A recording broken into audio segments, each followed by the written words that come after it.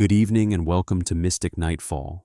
Tonight, we descend into one of the most haunting and beautiful tales ever told, a story of flowers and darkness, of a mother's love and a daughter's transformation, of the moment when spring itself was stolen from the world. Get cozy, settle in, and let's begin. Close your eyes and imagine a world where the gods walked among mortals, where every storm carried the anger of Zeus, where the harvest lived and died by the mood of a grieving mother. In this world, there was no winter. Not yet. The earth bloomed eternal, green and gold, heavy with fruit, drunk on endless summer.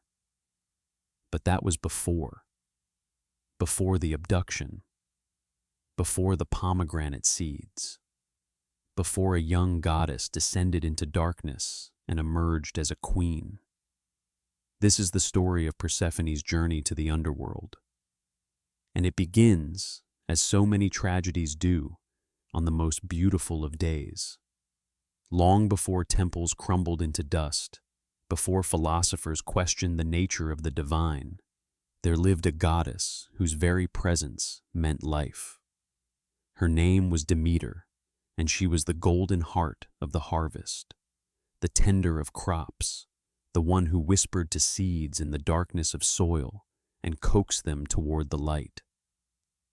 Demeter was daughter to the Titans, Cronus and Rhea, sister to Zeus, Poseidon, Hades, Hera, and Hestia. Like her siblings, she had been swallowed by her father at birth, held in the darkness of his belly until Zeus freed them all. Perhaps that early darkness made her treasure the light all the more. Perhaps it taught her what it meant to be lost and found again. She was known by many names. Ceto, meaning she of the grain. Thesmophoros, the bringer of laws, for the cycles of planting and harvest gave structure to human civilization itself. Where Demeter walked, the earth remembered how to give. Wheat rose golden in her footsteps. Orchards bent low with fruit. The very air smelled of honey and warm bread. But for all her power over the growing world, Demeter's greatest joy was not found in fields or vineyards. It was found in her daughter, Persephone. Though in those innocent days, she was called by another name, Kor, the maiden. She was the daughter of Zeus and Demeter, a goddess in her own right, though young, still learning the contours of her divinity. Where Demeter brought the harvest, Persephone brought spring. Where her mother was golden and mature, Persephone was bright and fresh as morning dew on new grass. Together, they were the eternal turning of the seasons, the promise that life would always renew itself, that warmth would always return. The bond between them was unlike anything seen among the often fractious and jealous gods of Olympus. Demeter loved her daughter with a fierceness that made the sun seem gentle. Persephone, in turn, adored her mother, following her through meadows and forests, learning the secret names of flowers, understanding which herbs healed and which brought sleep. They were inseparable, two faces of the same divine coin. Growth and renewal, harvest and spring, mother and daughter. In those days, the world knew no true winter. Oh, there were cooler months, times when growth slowed and the earth rested. But there was no killing frost, no barren fields, no months of darkness and cold. Life moved in gentle cycles, abundant and kind. Mortals below looked up at Olympus and gave thanks to Demeter for their full bellies, their healthy children, their peaceful lives lived under the blessing of perpetual harvest. Persephone spent her days in the company of nymphs, those minor deities who embodied rivers and trees, springs and mountains. She was young and lovely, attracting the attention of many gods, but she remained innocent, untouched by the schemes and desires that so often entangled divine lives. She was content to gather flowers, to dance in meadows, to feel the sun on her face and know that her mother waited nearby, that safety was as close as a called name. But in Olympus, as in all places where power dwells, there are always eyes watching, always desires simmering beneath the surface, always plans being laid in the shadows. And far below, in a realm where no flower bloomed and no sun penetrated, there ruled a god who had long grown tired of his lonely throne. His name was Hades, and he had noticed the maiden goddess who brought spring to the world above. Hades was the eldest son of Cronus and Rhea, brother to Zeus and Poseidon. When the three brothers had overthrown their father and divided the cosmos among themselves, Hades received the Underworld, the realm of the dead. It was not a prize most would have chosen. There was no glory in it, no songs sung in his honor, no festivals celebrated in his name. Mortals feared to speak of him, calling him instead by euphemisms. Pluton, they whispered, the wealthy one. For all the riches of the earth, all the gold and silver and precious stones came from his domain. He was not evil, as later myths would paint him, but he was stern and unyielding. He ruled the dead with absolute authority, maintaining the boundary between life and death, ensuring that those who crossed into his realm stayed there. It was a necessary role, perhaps even a noble one, but it was also isolating beyond measure. Day after day, century after century, Hades sat upon his throne in the darkness, watching the endless parade of shades, the bloodless spirits of the dead who drifted through his kingdom like autumn leaves on a cold wind. He heard no laughter. He felt no warmth. His palace, though magnificent, was a place of shadows and echoes, of whispered regrets and fading memories. He had grown accustomed to it, or so he told himself. He had his duties, his responsibilities. He had Cerberus, his faithful three-headed hound who guarded the gates. He had his realm, vast and terrible and wholly his own. But then, on one of his rare journeys to the surface, to inspect the boundaries of his domain where it touched the world of the living, he saw her. Persephone. She was gathering flowers in a meadow, laughing with her companions, her dark hair crowned with blossoms, her movements graceful as a deer. The sun loved her, pouring gold across her shoulders. The very grass seemed to rise to meet her feet. Hades, who had not felt desire in centuries, who had thought himself beyond such mortal feelings, felt something crack open in his chest. It was not gentle. It was not kind.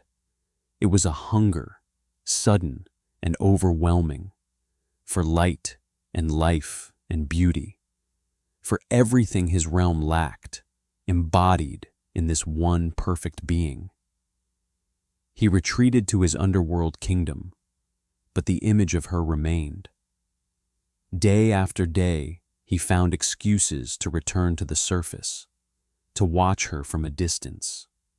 He learned her habits, her favorite meadows, the places she went with her nymph companions. He saw how Demeter hovered near, protective and loving, never letting her daughter stray far. Hades knew that Demeter would never allow her daughter to marry the god of the underworld, so he took matters into his own hands. He was a king, after all. He had ruled his dark realm since the beginning of the divine age. He would not beg for what he wanted. He went to Zeus, his younger brother, the king of Olympus, and he made his case. What passed between the brothers in that conversation, no mortal knows for certain. But Zeus gave his permission. Whether he thought Hades deserved companionship after his long service, whether he saw political advantage in strengthening the bond between the brothers, or whether he simply did not consider what the consequences would be for Demeter and Persephone, the bargain was struck. Hades would be allowed to take Persephone as his bride. The king of the dead returned to his realm and began his preparations. He would need surprise. He would need speed. He would need a perfect moment when Persephone strayed just far enough from her mother's watchful gaze. He did not think of it as abduction. In his mind, clouded by centuries of loneliness and sudden desperate desire, he was claiming a bride as gods had done since time began. He would take her to his kingdom, show her its wonders, make her understand the honor of being queen of so vast a realm. He did not consider that she might say no. In his world, in the deep places beneath the earth where he ruled absolute, no one said no to Hades. The trap was set. All that remained was to wait for the perfect moment. And then, to spring. The location of Persephone's abduction differs in various tellings of the myth. Some place it in Sicily, others in different parts of Greece. The Homeric hymn to Demeter mentions the plain of Nysa, a probably mythical place that represented a magical, distant land. But wherever it was, on that particular day, it was beautiful beyond measure. Persephone had risen with the dawn, eager to spend the day in the meadows with her nymph companions. Demeter, busy with the work of the harvest season, had given her blessing. The nymphs would keep watch. The day was bright. What harm could come on such a perfect morning? The meadow was a riot of color and scent. The Homeric hymn lists the flowers explicitly: roses and crocuses, beautiful violets, irises and hyacinths, scattered like jewels through the grass. The air hummed with bees. Butterflies danced from bloom to bloom. The nymphs, daughters of Oceanus according to the hymn, laughed and sang, competing to see who could gather the most beautiful bouquet. Persephone moved through it all with quiet joy, adding flowers to her basket, feeling the warm earth beneath her feet, glorying in the simple pleasure of a perfect day. She was the goddess of spring, and here, in this moment, she was exactly where she belonged. Then she saw it, a flower unlike any other in the meadow. A narcissus, impossibly beautiful, its petals shimmering with an otherworldly light. The Homeric hymn describes it as a marvel to behold, with 100 blooms growing from a single root, its fragrance filling the wide heaven above and the earth and the sea. The hymn tells us explicitly that Gaia, the earth herself, had grown this flower as a trap for the flower-faced girl, following Zeus's plan to help Hades, who is called the host of many. She walked toward it, drawn by its beauty, leaving her nymph friends behind without even realizing she had strayed. The flower seemed to grow more luminous as she approached. She bent down, reaching for its stem, wanting to add this perfect bloom to her collection. Her fingers closed around the flower, and the earth opened. Not a crack, not a gentle parting, but a violent tearing, as if the world itself had been ripped in two. From the chasm burst a chariot drawn by black horses, their eyes burning like coals, their breath steaming in the suddenly cold air. And driving the chariot, cloaked in darkness and crowned with shadows, was Hades. Persephone had time for one scream, one terrified cry that echoed across the meadow, across the valleys beyond, carrying all the way to the far reaches of the world. A sound of pure horror and disbelief, the sound of innocence shattered in a single heartbeat. Then Hades' arm was around her waist, iron strong and unyielding, and she was lifted from the ground, pulled into the chariot even as she struggled and screamed and reached back toward the sunlit world she had known. The nymphs turned at the sound of her cry, but they saw nothing. Everything had happened too quickly. One moment Persephone had been there, the next she was gone. The earth had already sealed itself, leaving no sign of the violence that had just occurred. Only the scattered flowers from her dropped basket, lying like abandoned dreams in the grass. Two divine beings witnessed what had occurred. Helios, the sun god, saw everything that happened beneath his all-seeing gaze. And Hecate, goddess of crossroads and magic, heard Persephone's cry from her cave and understood that something terrible had transpired. But neither interfered. Helios continued his daily journey across the sky. Hecate remained in her shadows, troubled but uncertain. And below, the chariot plunged deeper and deeper into the earth, down through layers of rock and darkness, down through caverns that had never known light, down and down until they crossed the boundary no living thing should cross, the boundary into the realm of death itself. Persephone fought the entire way. She clawed and kicked and screamed. She called for her mother until her voice went raw. She begged Hades to release her, to take her back, to undo what he had done. But the king of the dead did not answer. His face was set, his jaw clenched, his hands firm on the reins. He drove his horses onward, deeper into his domain, taking his prize to the place where he ruled supreme, to the underworld, to the land of the dead, to the one place from which no one, god or mortal, could easily return. And above, in the meadow, the nymphs gathered in confusion and growing dread, staring at the place where their companion had vanished, not knowing how they would tell the goddess Demeter that her beloved daughter was gone. Demeter knew before they told her.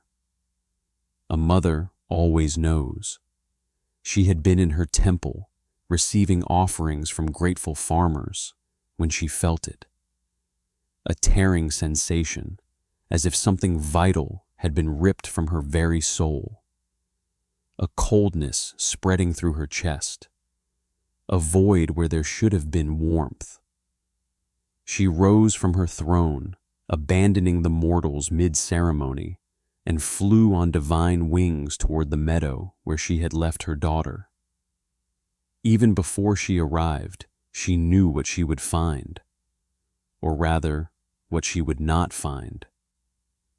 The nymphs cowered before her, terrified and confused. They told her everything they knew, which was almost nothing.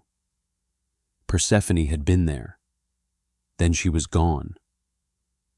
They had heard a cry, but by the time they turned, there was nothing to see. Demeter stood in the meadow where her daughter had last been seen, and for a long moment she did not move. She simply stood, her hands clenched at her sides, her face a mask that might have been carved from marble. Then she threw back her head and screamed. It was a sound that split the sky. A sound of rage and grief and disbelief so profound that even the gods on Olympus turned their heads in alarm. In that moment, Demeter's scream contained every mother who had ever lost a child, every heart that had ever been broken beyond repair, every soul that had ever faced a loss too great to bear. When the sound finally died away, Demeter spoke a single word: Persephone. Then she began to search. For 9 days and 9 nights, Demeter roamed the earth, calling her daughter's name. She carried torches that never went out, searching through forests and over mountains, down into valleys and across seas. The Homeric hymn tells us she did not eat ambrosia, did not drink sweet nectar, did not bathe. She simply searched, driven by a desperation that bordered on madness. She questioned everyone she encountered. The nymphs of the rivers knew nothing. The spirits of the trees had seen nothing. Even the birds of the air could not tell her where her daughter had gone. It was as if Persephone had been swallowed by the earth itself, which, of course, she had. On the 10th day, Hecate came to her, bearing torches of her own. The goddess of crossroads and magic approached Demeter with sympathy in her ancient eyes. She explained that she had heard Persephone's cry, but had not seen who took her. She had been in her cave, and the sound had echoed to her through the darkness, filled with such terror that Hecate knew some terrible violation had occurred. Hecate suggested they go to Helios, the sun god, for he saw all that occurred beneath his gaze. Together, the two goddesses went to the blazing deity, and there, finally, Demeter learned the truth. Helios told her plainly. Hades had taken Persephone. She was in the underworld, stolen to be his bride, and Zeus had given his permission. Helios, trying to soften the blow, suggested it was not such a terrible fate. Hades was, after all, a king. He was powerful. Persephone would be queen of a vast realm. Surely that was an honor. Demeter's response was immediate and absolute. She did not care if Hades was a king. She did not care about honor or power or political alliances. Her daughter had been stolen. Her innocent child had been dragged into darkness against her will. And the fact that Zeus, her own brother, had sanctioned this abduction made the betrayal even more profound. In that moment, something broke in Demeter. Or perhaps it would be more accurate to say that something hardened. The goddess who had spent eternity nurturing life, coaxing growth, blessing the world with abundance, decided that if her daughter could not enjoy the blessings of the living world, then neither would anyone else. She left Olympus, refusing to return to the divine court that had betrayed her. She disguised herself as an old woman and wandered among mortals, her heart a stone, her divine powers withdrawn from the world. And without Demeter's blessing, without her touch upon the soil and her whisper to the seeds, the world began to die. At first, it was subtle. Farmers noticed their crops growing more slowly. Fruit ripened less sweetly. The air, which had always smelled of growth and green things, took on a faint edge of decay. Then it accelerated. Fields that should have been golden with wheat stood brown and barren. Orchards that should have groaned with fruit produced nothing but withered blossoms that fell like tears onto dry ground. The rivers began to shrink. The very grass seemed to retreat into the earth, as if afraid to show its face. Winter, true winter, came to the world for the first time. Not the gentle cooling of the old seasons, but something harsh and unyielding. Frost crept across the land like a spreading curse. Snow fell, covering the dead fields in a blanket of white that looked peaceful but concealed starvation and suffering. Widespread famine followed. Children cried for food that did not exist. Livestock died in their pens. Even the wild animals began to starve, their usual sources of sustenance withering away. Mortals prayed to Demeter, built altars, made offerings. But the goddess did not answer. She could not hear them through her grief, or perhaps she simply did not care. What did their suffering matter when her own child was lost? The other gods on Olympus watched with growing alarm. At first, they tried to ignore it, thinking Demeter would eventually calm and return to her duties. But as months passed and the situation worsened, even Zeus began to understand that something had to be done. If all the mortals died, who would worship the gods? Who would make offerings? What good was divine power if there were no one left to acknowledge it? Meanwhile, Demeter continued her aimless wandering, no longer searching, just walking, her body moving while her mind remained trapped in the moment when she realized her daughter was gone. She took no joy in anything. She spoke to no one, save those who demanded her attention. She came eventually to Eleusis, a small town near Athens. There, still disguised as an old woman, she was taken in by King Celeus and his family, who showed her kindness. They could not have known they were entertaining a goddess. They simply saw an old woman in need and offered what help they could. For a time, Demeter stayed with them, caring for their infant son. In some versions of the story, she even tried to make the boy immortal by placing him in fire at night, burning away his mortal nature. But the queen discovered her and, not understanding, screamed in horror at seeing her child in flames.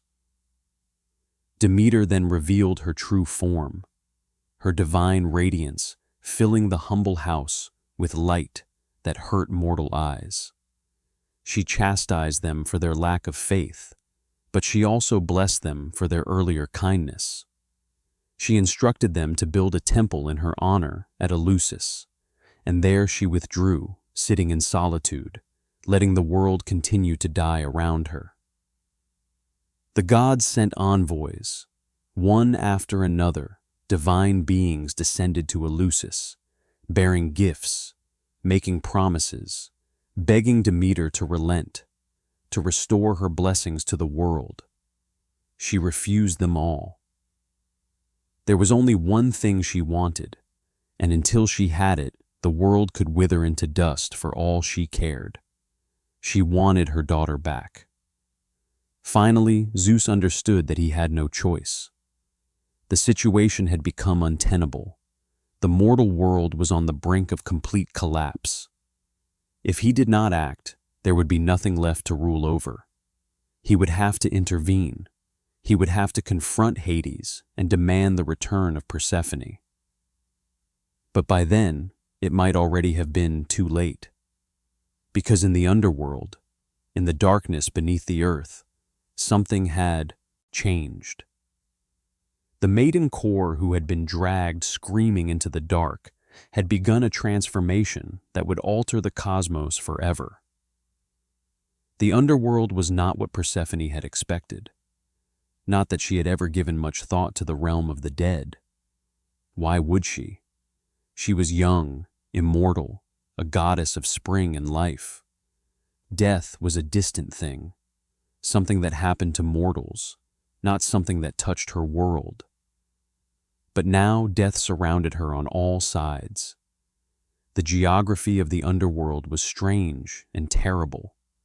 5 rivers marked its boundaries: Styx, the river of hatred and sacred oaths; Acheron, the river of sorrow; Phlegethon, burning with fire; Cocytus, the river of lamentation; and Lethe, the river of forgetfulness.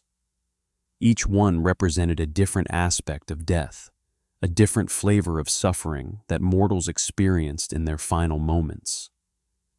At the entrance stood Cerberus, the three-headed hound who served as eternal guard, allowing the dead to enter but preventing anyone from leaving. The dog had looked at Persephone with all six eyes as Hades carried her past, and she had seen something in that gaze that might have been pity. Beyond Cerberus stretched the plains of Asphodel, where most souls drifted in eternal twilight, their memories fading, their personalities dissolving like mist in sunlight. They were not being punished exactly, but neither were they at peace. They simply existed, shadows of their former selves, waiting for nothing, experiencing nothing, just endlessly being. Further in lay Tartarus, the place of punishment for the truly wicked. Here, oath-breakers and murderers suffered torments specifically designed to mirror their crimes. Sisyphus eternally rolled his boulder. Tantalus stood forever hungry and thirsty, beside food and water he could never quite reach. Their screams echoed through the darkness, a constant reminder of the consequences of sin.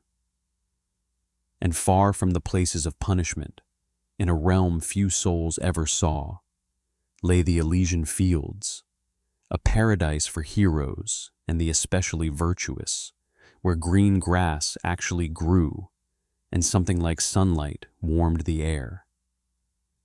Over all of this, from a throne of black marble in a palace of shadows, ruled Hades. He had brought Persephone to his home, expecting, perhaps, that she would be impressed, or frightened into submission, or at least curious about her new realm.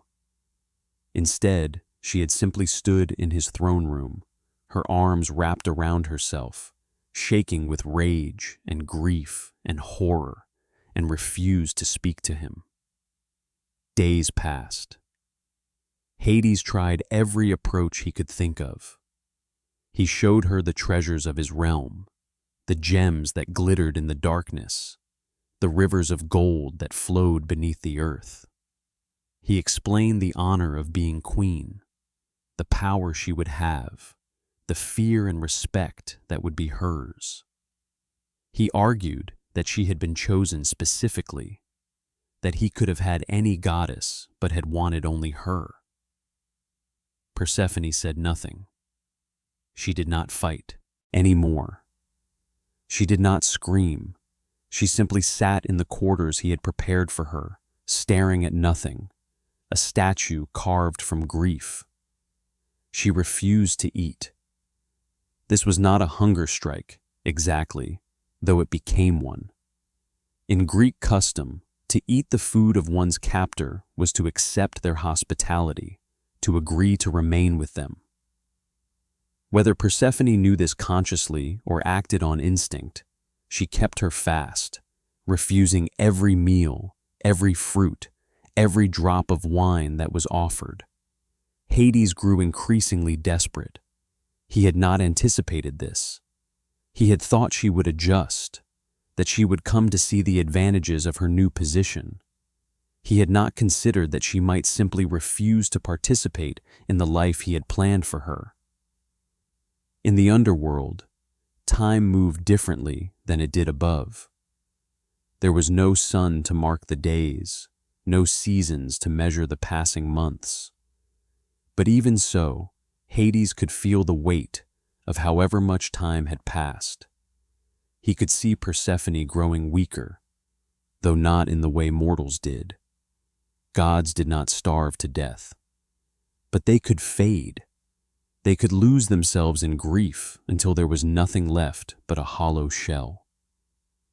And despite everything, despite the violence of how he had brought her here, Hades found that he did not want that. He had taken her because he wanted her light in his darkness, her life in his realm of death. If she faded into a shade, if she became just another ghost haunting his halls, then what would have been the point? He began to spend hours sitting outside her chambers, not speaking, just being present. He sent away the servants who had been assigned to her, understanding that their presence only reminded her of her captivity. He stopped trying to justify what he had done, stopped making arguments about honor and duty and the rights of kings. Slowly, imperceptibly, something shifted. Persephone began to speak, not to forgive, not to accept, but simply to acknowledge his presence. She asked questions about the underworld, about the souls who dwelt there, about the rules that governed this strange realm. Hades answered honestly, holding nothing back, grateful for even this small opening. She began to venture out of her chambers, exploring the palace, walking the banks of the rivers. She saw the souls being judged, watched as they were sorted according to their deeds in life. She witnessed the grinding machinery of death and rebirth, the eternal cycle that Hades oversaw with grim efficiency. And despite herself, despite her anger and grief, she began to understand something. Hades was not cruel for the sake of cruelty. He was not a monster reveling in suffering. He was simply doing what had to be done. Someone had to rule the dead. Someone had to maintain the boundary between life and death. It was a thankless role, a lonely one, but it was necessary. This understanding did not make her forgive him. It did not make what he had done right, but it created a crack in her absolute refusal to engage with this new reality. Then one day, Hades brought her to the gardens of his palace. Yes, there were gardens in the underworld. Not like the meadows she had known above, but gardens nonetheless, gray roses that never wilted. Asphodel blooming in eternal twilight. And in the center of it all, a pomegranate tree, its branches heavy with blood-red fruit. The pomegranate was not native to Greece, having been brought from the Near East. It was already associated with fertility and marriage, its many seeds symbolizing abundance and life. But in the context of the underworld, it took on darker meanings. The fruit of the dead, the fruit that bound. Hades plucked a pomegranate from the tree and offered it to Persephone. The circumstances of what happened next remain one of the most debated aspects of the myth. The Homeric hymn describes Hades secretly giving her the seed and compelling her to eat against her will, suggesting trickery or coercion. Later writers interpreted the scene differently, some seeing in it a deliberate choice on Persephone's part. She looked at the fruit in his hand, understanding in that moment what was being asked of her. If she ate, she would be bound to this place. If she ate, she would be acknowledging her place here, accepting her role as queen of the underworld. But she was also so very tired, tired of fighting, tired of grief, tired of being nothing but a victim, a stolen maiden with no agency in her own story. The pomegranate represented a choice, perhaps the first real choice she had been given since the earth opened beneath her feet. The ancient sources differ on what happened next. The Homeric hymn to Demeter, our earliest complete account, describes Hades secretly placing the seed in her mouth and compelling her to taste it against her will. Other versions suggest different circumstances, though whether this represents a trick, coercion, or some form of choice remains debated by scholars across millennia. Persephone took the pomegranate. She broke it open, feeling the seeds burst under her fingers, releasing their tart juice.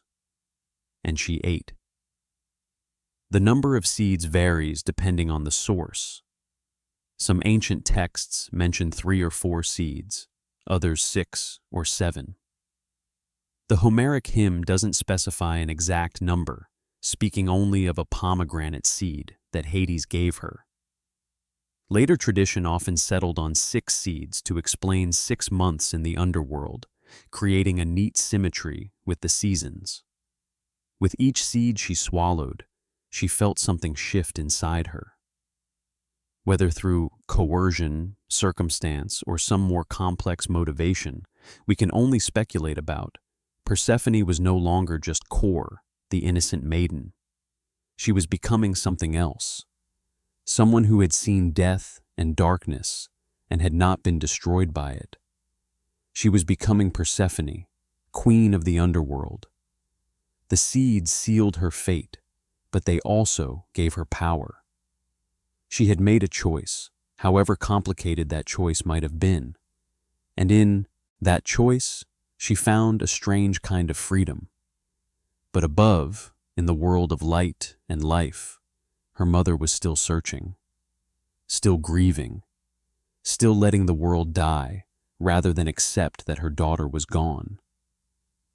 And the gods had finally decided to intervene. Zeus stood on Olympus, looking down at the dying world, and faced the reality that his decision had nearly destroyed everything.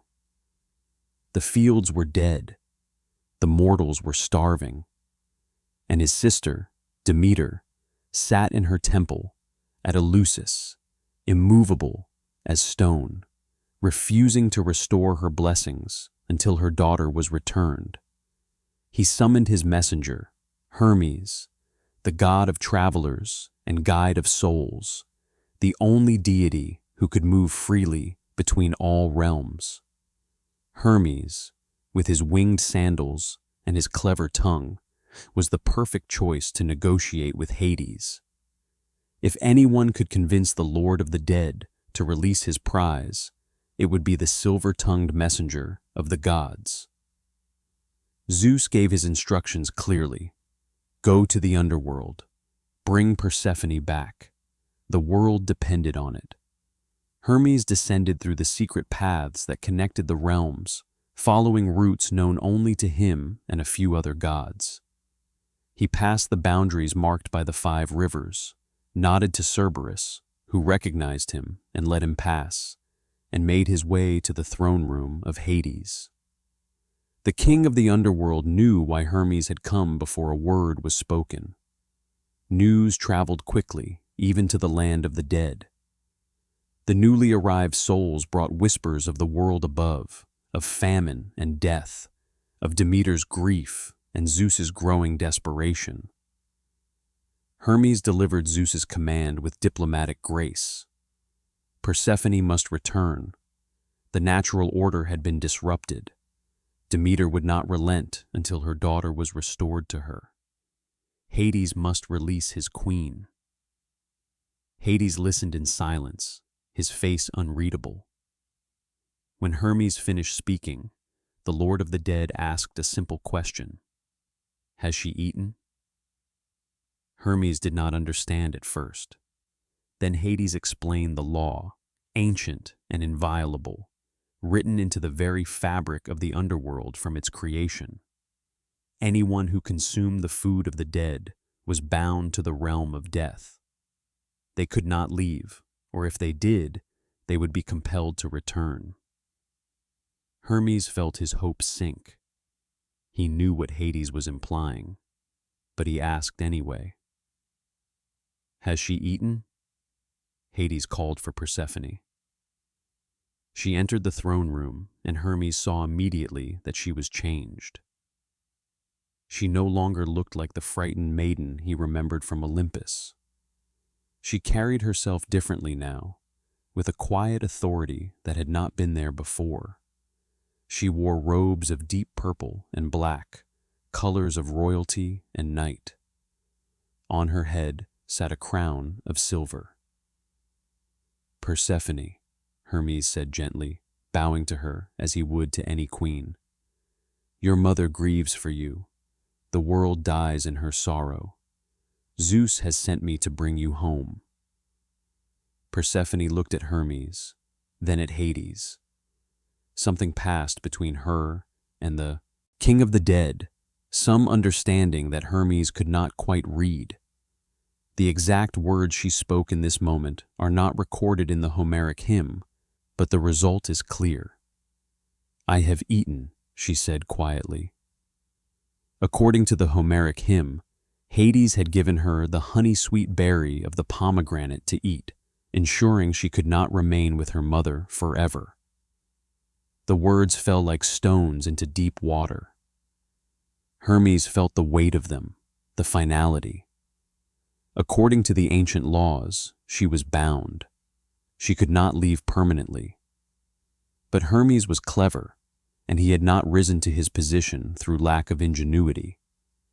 He argued that surely an exception could be made. She had been taken against her will. She was a goddess, not a mortal. Perhaps the rules should not apply in the same rigid way. Hades remained unmoved.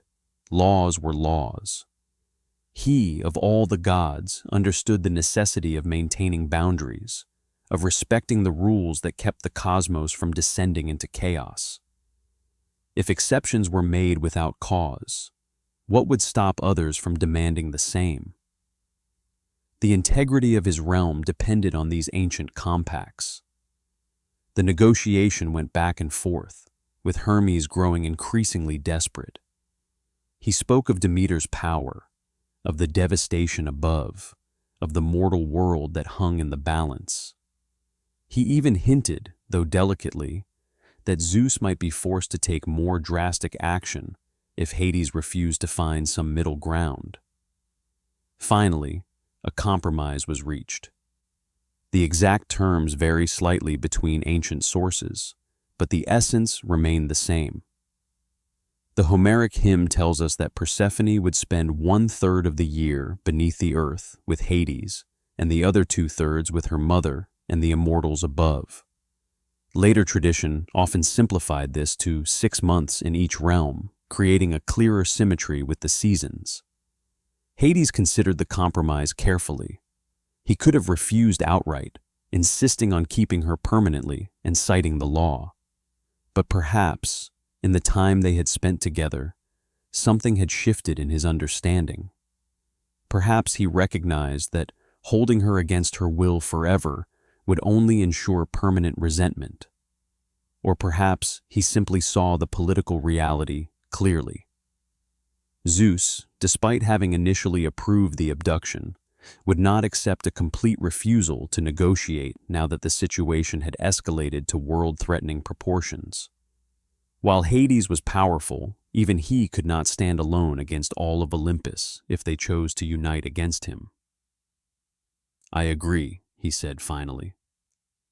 The ancient sources record this agreement, though the specific words exchanged may have been lost to time.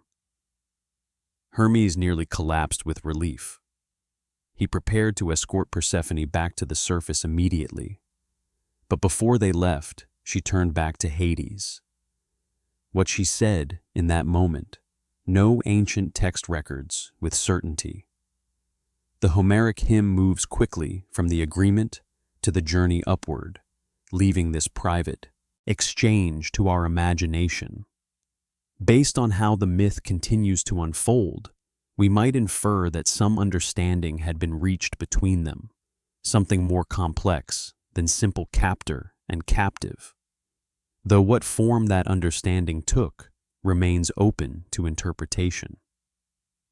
What is certain is that she left the underworld that day forever changed from the maiden who had been dragged below. She ascended with Hermes, passing Cerberus one more time, crossing the rivers that separated death from life, climbing through the earth toward the light she had not seen in what must have felt like an eternity. The journey upward was long. As they rose, Persephone would have felt the change in the air, felt warmth returning, smelled growing things, if any remained after Demeter's grief-induced blight. Her heart, which had been clenched tight for so long, began to open. She was going home. She was going back to her mother.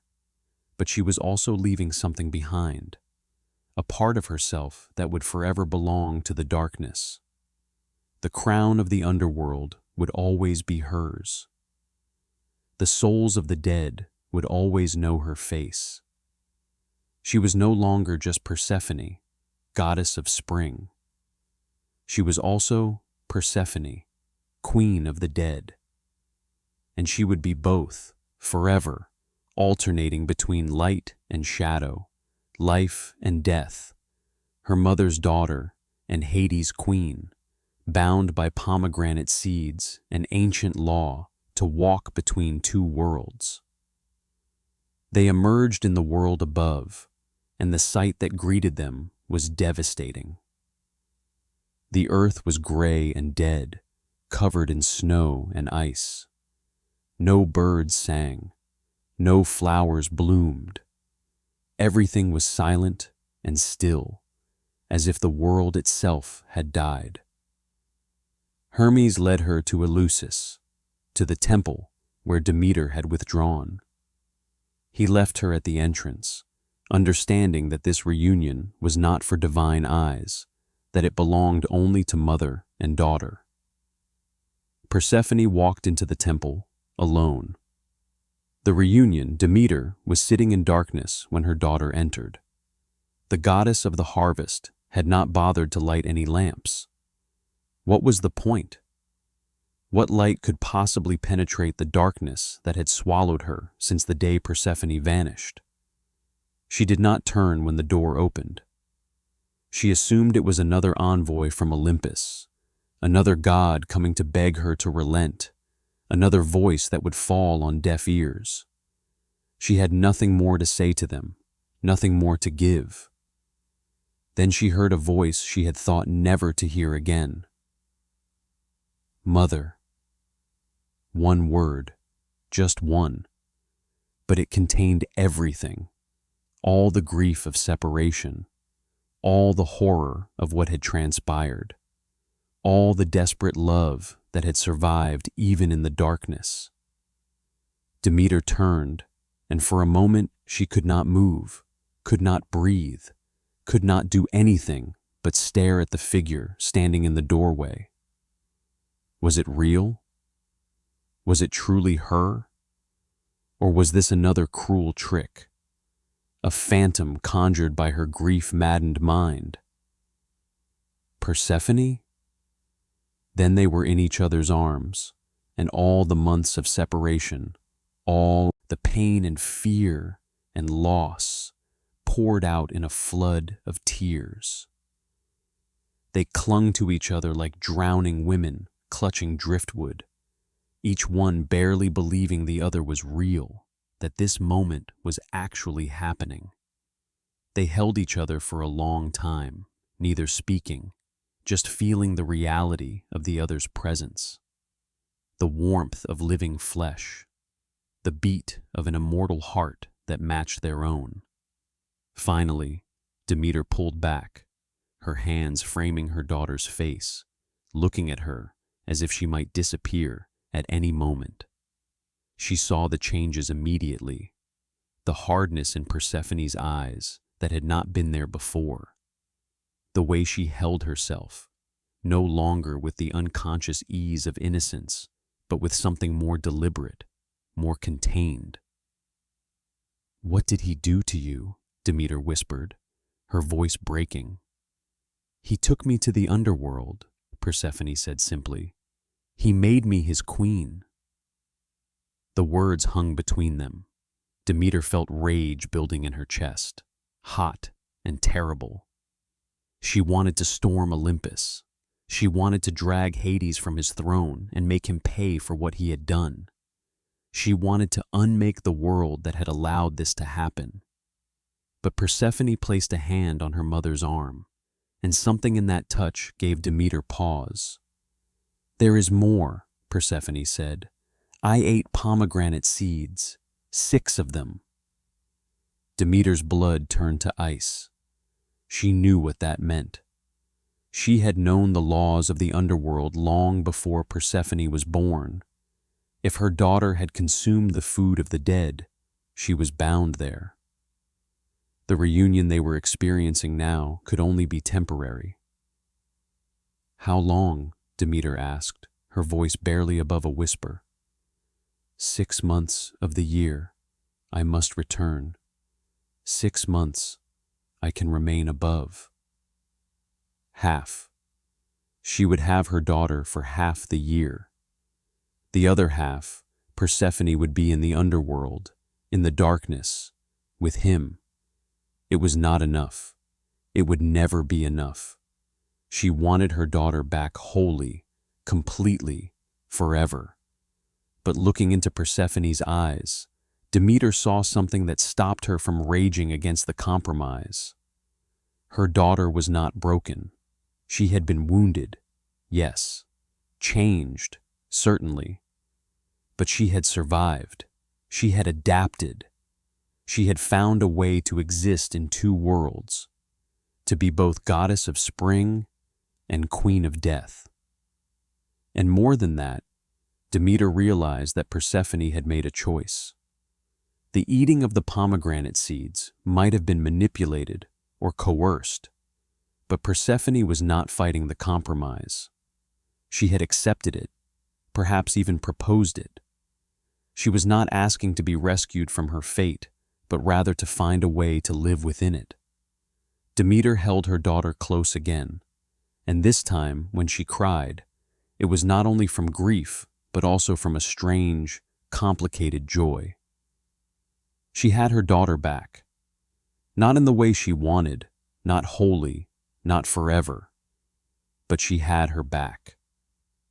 Outside the temple, as mother and daughter reunited, the world began to change. Where Persephone's feet had touched the earth, grass began to grow. The snow started to melt, revealing brown earth that quickly turned green. Flowers pushed up through the soil, opening their faces to the sun that had finally broken through the clouds. Trees, which had stood bare and skeletal, suddenly budded and bloomed. The transformation spread outward from Eleusis like ripples on water. Field after field turned green.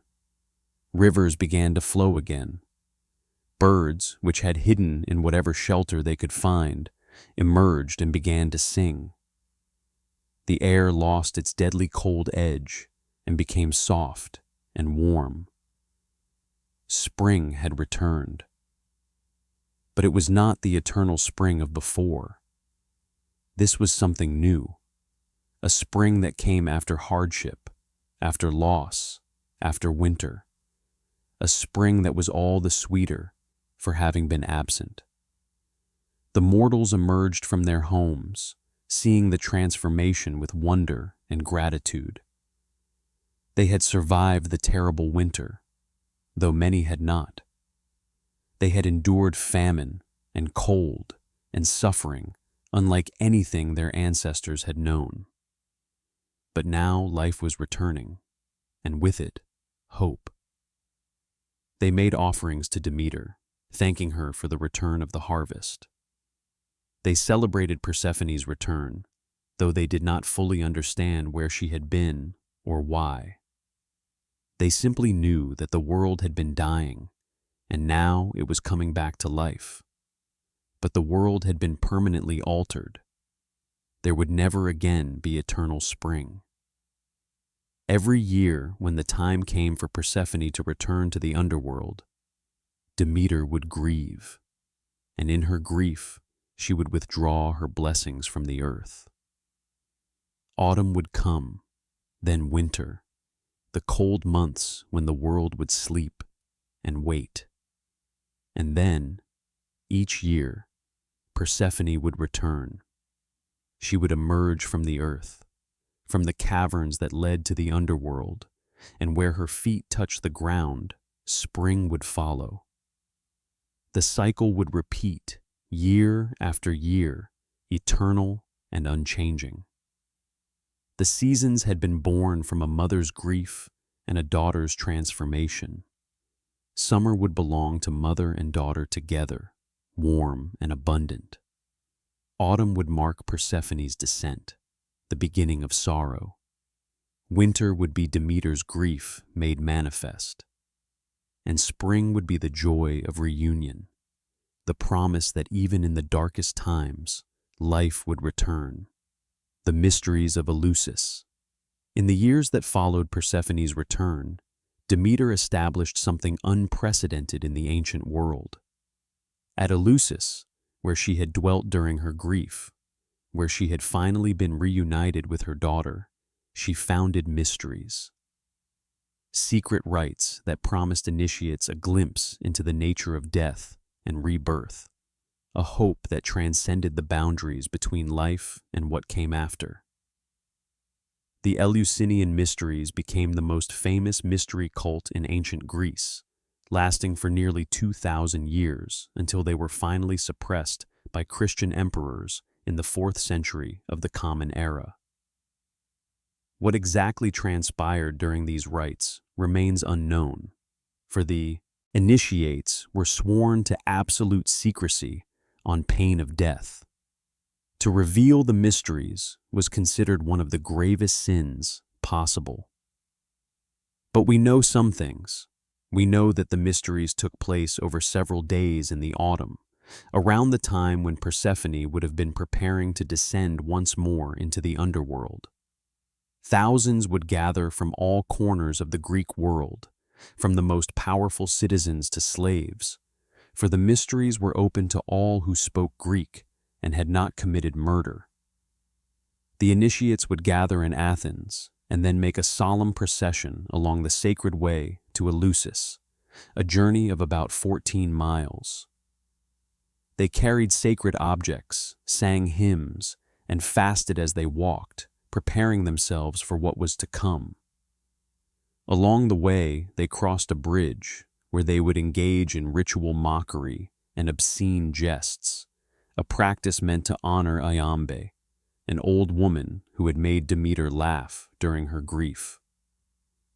At Eleusis, they would spend days in purification, in preparation, building toward the climactic night when they would enter the telesterion, the great hall where the central mystery would be revealed.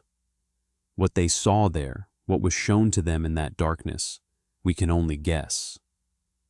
Some scholars believe it was a dramatic reenactment of Persephone's abduction and return. Others suggest it involved the display of sacred objects, perhaps a single ear of grain shown in silence as a symbol of death and rebirth. Whatever the revelation was, it profoundly affected those who witnessed it.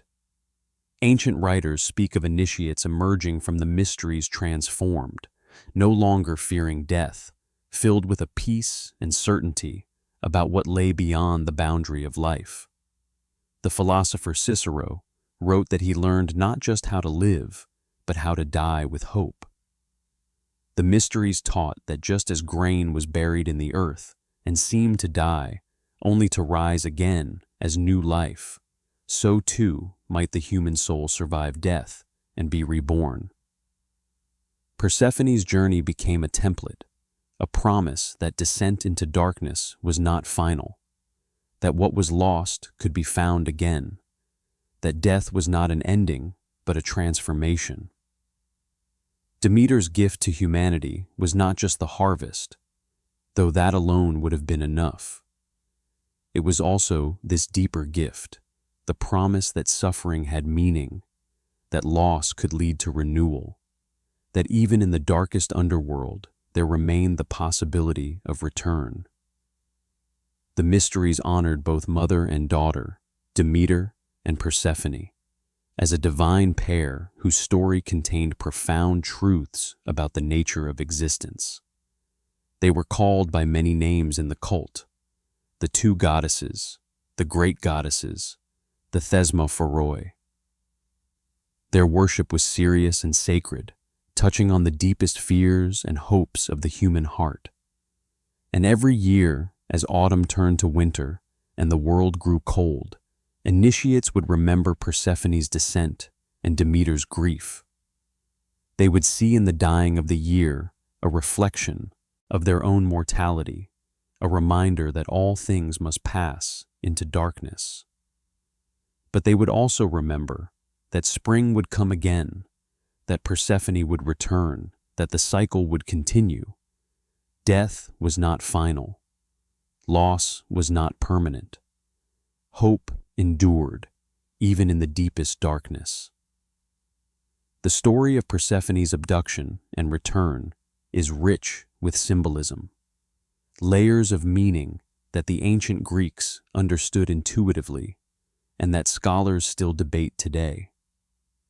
Every element of the tale carries weight, from the flowers in the meadow to the pomegranate seeds, from the torch-bearing search to the seasonal cycle itself.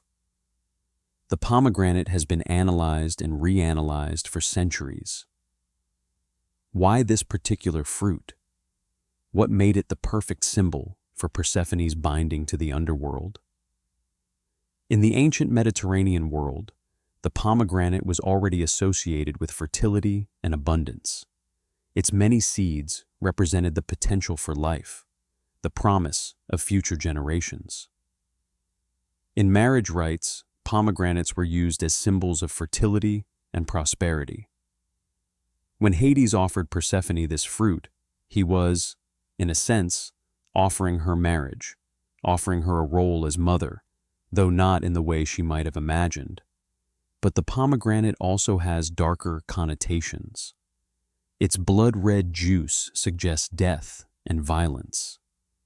The act of breaking it open mirrors the tearing apart of innocence.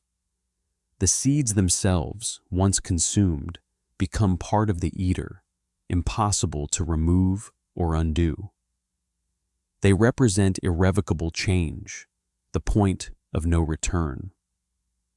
Some scholars have suggested that the pomegranate represents sexual awakening, that the eating of the seeds is a metaphor for the loss of virginity and the transformation from maiden to wife.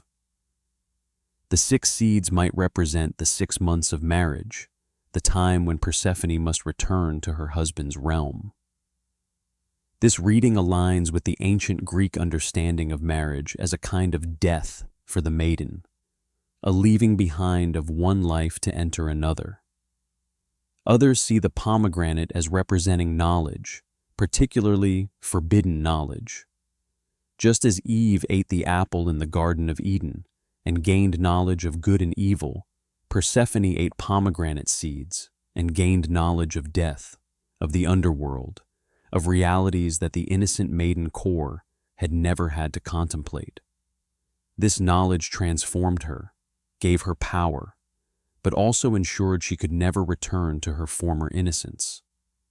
The narcissus flower that lured Persephone away from her companions also carries significance. Narcissus was already associated in Greek mythology with death and the underworld. It was considered a flower of the dead, often planted on graves. Its intoxicating scent could cause drowsiness and confusion. By reaching for this flower, Persephone was, in a sense, reaching toward death itself, though she did not know it. The torch is another powerful symbol in the myth. Demeter searched for her daughter carrying torches that never went out, wandering through darkness looking for light, for her daughter who represented light and life. Hecate too appeared with torches, helping in the search. Later, in the Eleusinian Mysteries, torches played a central role in the rituals, representing illumination, the light of knowledge piercing darkness. The torch might represent consciousness, awareness, the ability to see truth even in the darkest places. It might represent hope, the refusal to give up even when all seems lost. It might represent the divine light that continues to burn regardless of mortal suffering. Whatever its exact meaning, the torch became forever associated with Demeter, Persephone, and Hecate, the 3 goddesses whose stories intertwined in the tale of loss and return. The seasonal cycle itself is perhaps the most obvious symbol, but also one of the most profound. The ancient Greeks saw in the changing seasons a reflection of Persephone's journey.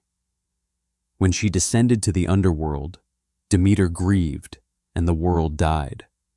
When she returned, joy came back and the world bloomed again. It was a perfect metaphor for the cycles of life and death that governed all existence. But it also represented something more personal.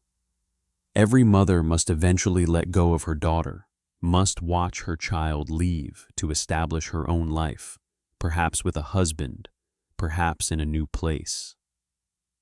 This separation, while natural, feels like a kind of death. The intense bond of early childhood gives way to independence, to distance, and yet the connection remains. The daughter returns, changed but still recognizable, still loved. The cycle of separation and reunion continues throughout life. For the Greeks, Persephone's myth also explains suffering. Why did bad things happen? Why did the world contain both beauty and horror, joy and grief? The myth provided an answer. Because the gods themselves experienced these things. Even the divine realm was not exempt from pain, from loss, from the necessity of compromise. If Demeter could lose her daughter, if even she had to accept partial victory rather than total triumph, then mortal suffering was not a sign of abandonment, but rather a reflection of the fundamental nature of existence. The underworld itself in this story is not purely evil. Hades is not a devil figure, and his realm is not hell in the Christian sense. It is simply the place where the dead go, a necessary part of the cosmic order. Persephone's time there is not purely punishment, but rather balance. She must honor the obligation she incurred by eating the pomegranate seeds. She must serve as queen to the souls who dwell in shadow. This duty is serious and important, not a curse, but a calling. This understanding of the underworld as a realm of necessity rather than evil is quintessentially Greek. The ancients did not divide the cosmos into absolute good and absolute evil. They saw instead a world of balance, of obligations met and duties fulfilled, of power distributed among many rather than concentrated in one. In Persephone's dual role as goddess of spring and queen of death, the Greeks found a way to reconcile the irreconcilable. Life contains death. Beauty contains sorrow. Every joy is shadowed by the knowledge of loss. And yet life continues. Spring returns. Hope persists. The cycle turns, eternal and unchanging. And in that turning, there is meaning.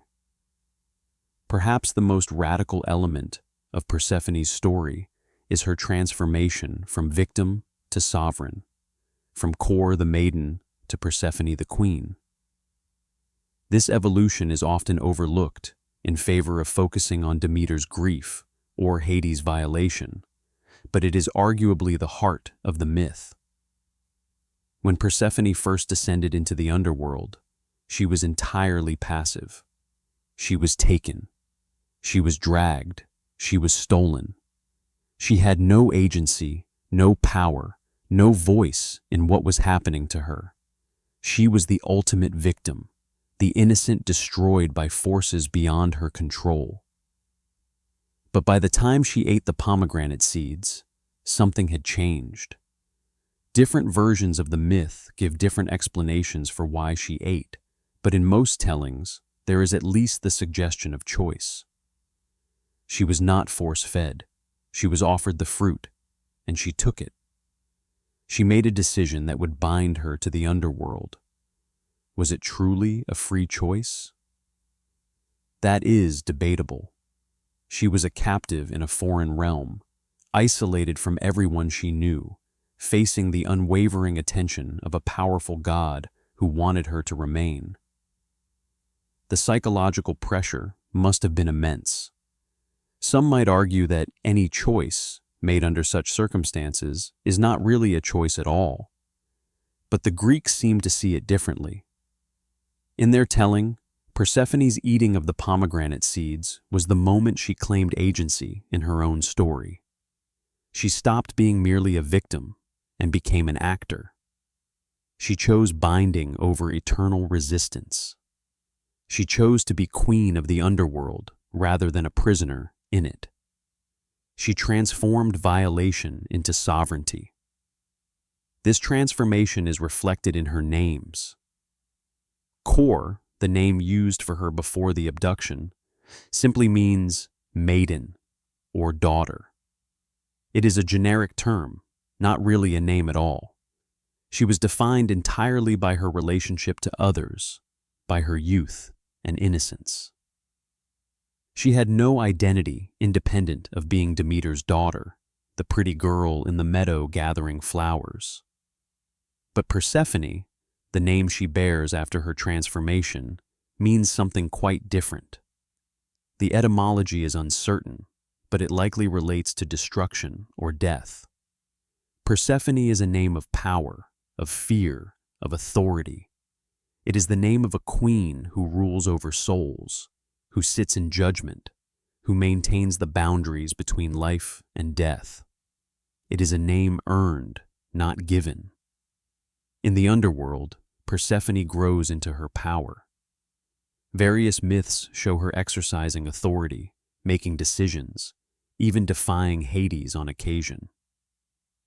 When Orpheus descended to retrieve his dead wife Eurydice, it was Persephone, moved by his music and his love, who convinced Hades to let the woman go. When Heracles came to capture Cerberus, Persephone vouched for him and assisted in his task. She was not Hades' puppet, but his co-ruler, with her own sphere of influence and her own will.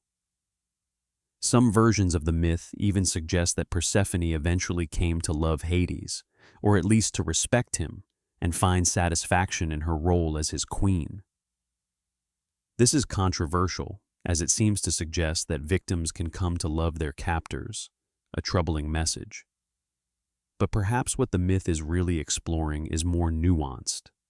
The idea that people can find purpose and even happiness in situations they never would have chosen, that growth can emerge from trauma, that strength can be forged in darkness. Persephone's power extends beyond the underworld. When she returns to the surface each spring, she brings not just flowers, but also her knowledge of death. She is no longer the innocent maiden who knows only life and growth. She carries within her the awareness of endings, of loss, of the darkness that underlies all existence. This knowledge makes her more complete, more whole. She is both life and death, growth and decay, innocence and experience. In later versions of her myth, Persephone becomes increasingly important and powerful. She is invoked in curses and oaths, for as queen of the dead, she can punish oath breakers even after death.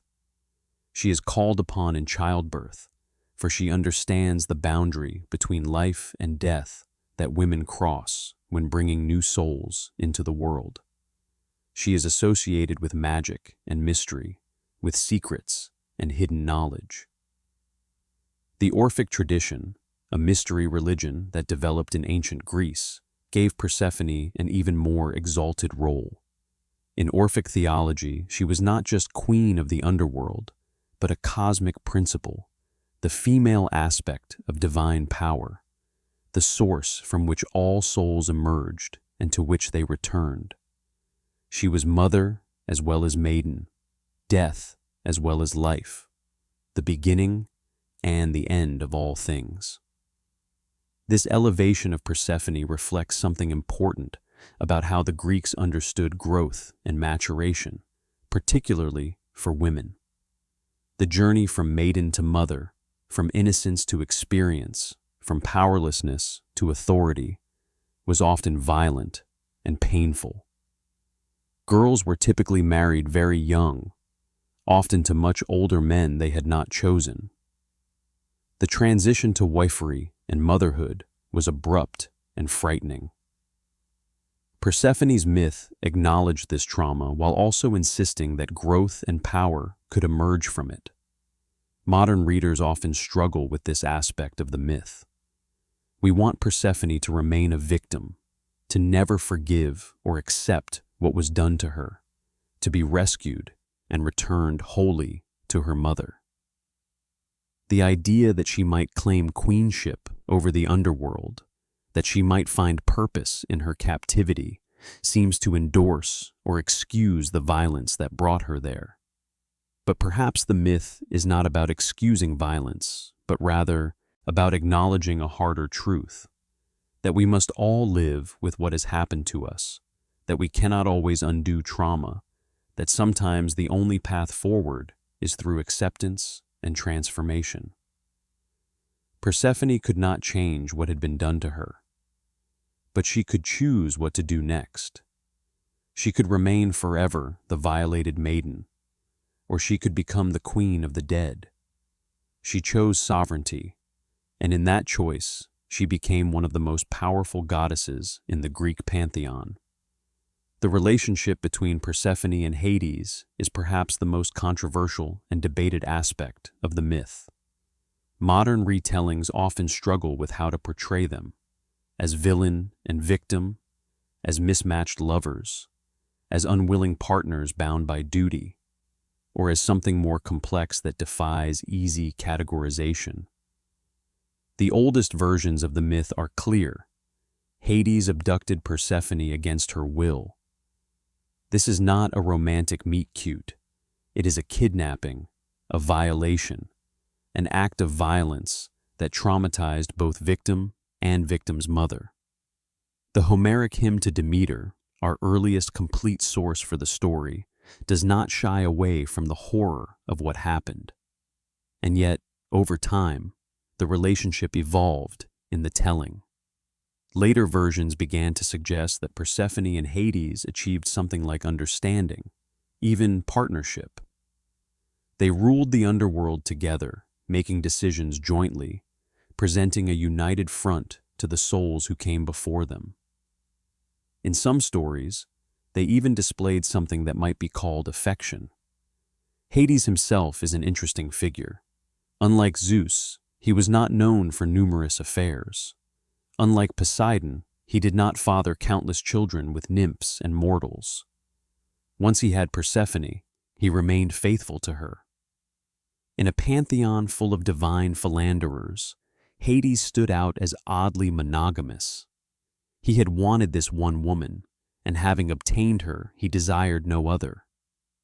This constancy could be read as romantic, a sign of true devotion, or it could be seen as obsessive, the possessiveness of someone who views their partner as property rather than person. The myths give us evidence for both interpretations. There is a story of when the nymph Mintha, who lived in the underworld, boasted that she was more beautiful than Persephone and that Hades would soon tire of his queen and return to her. Persephone's response was swift and merciless. She transformed Minthe into the mint plant, crushing her beneath her heel.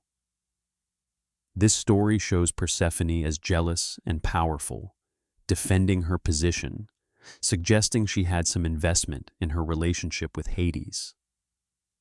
Another myth tells of Luz, a beautiful nymph who died and came to the underworld.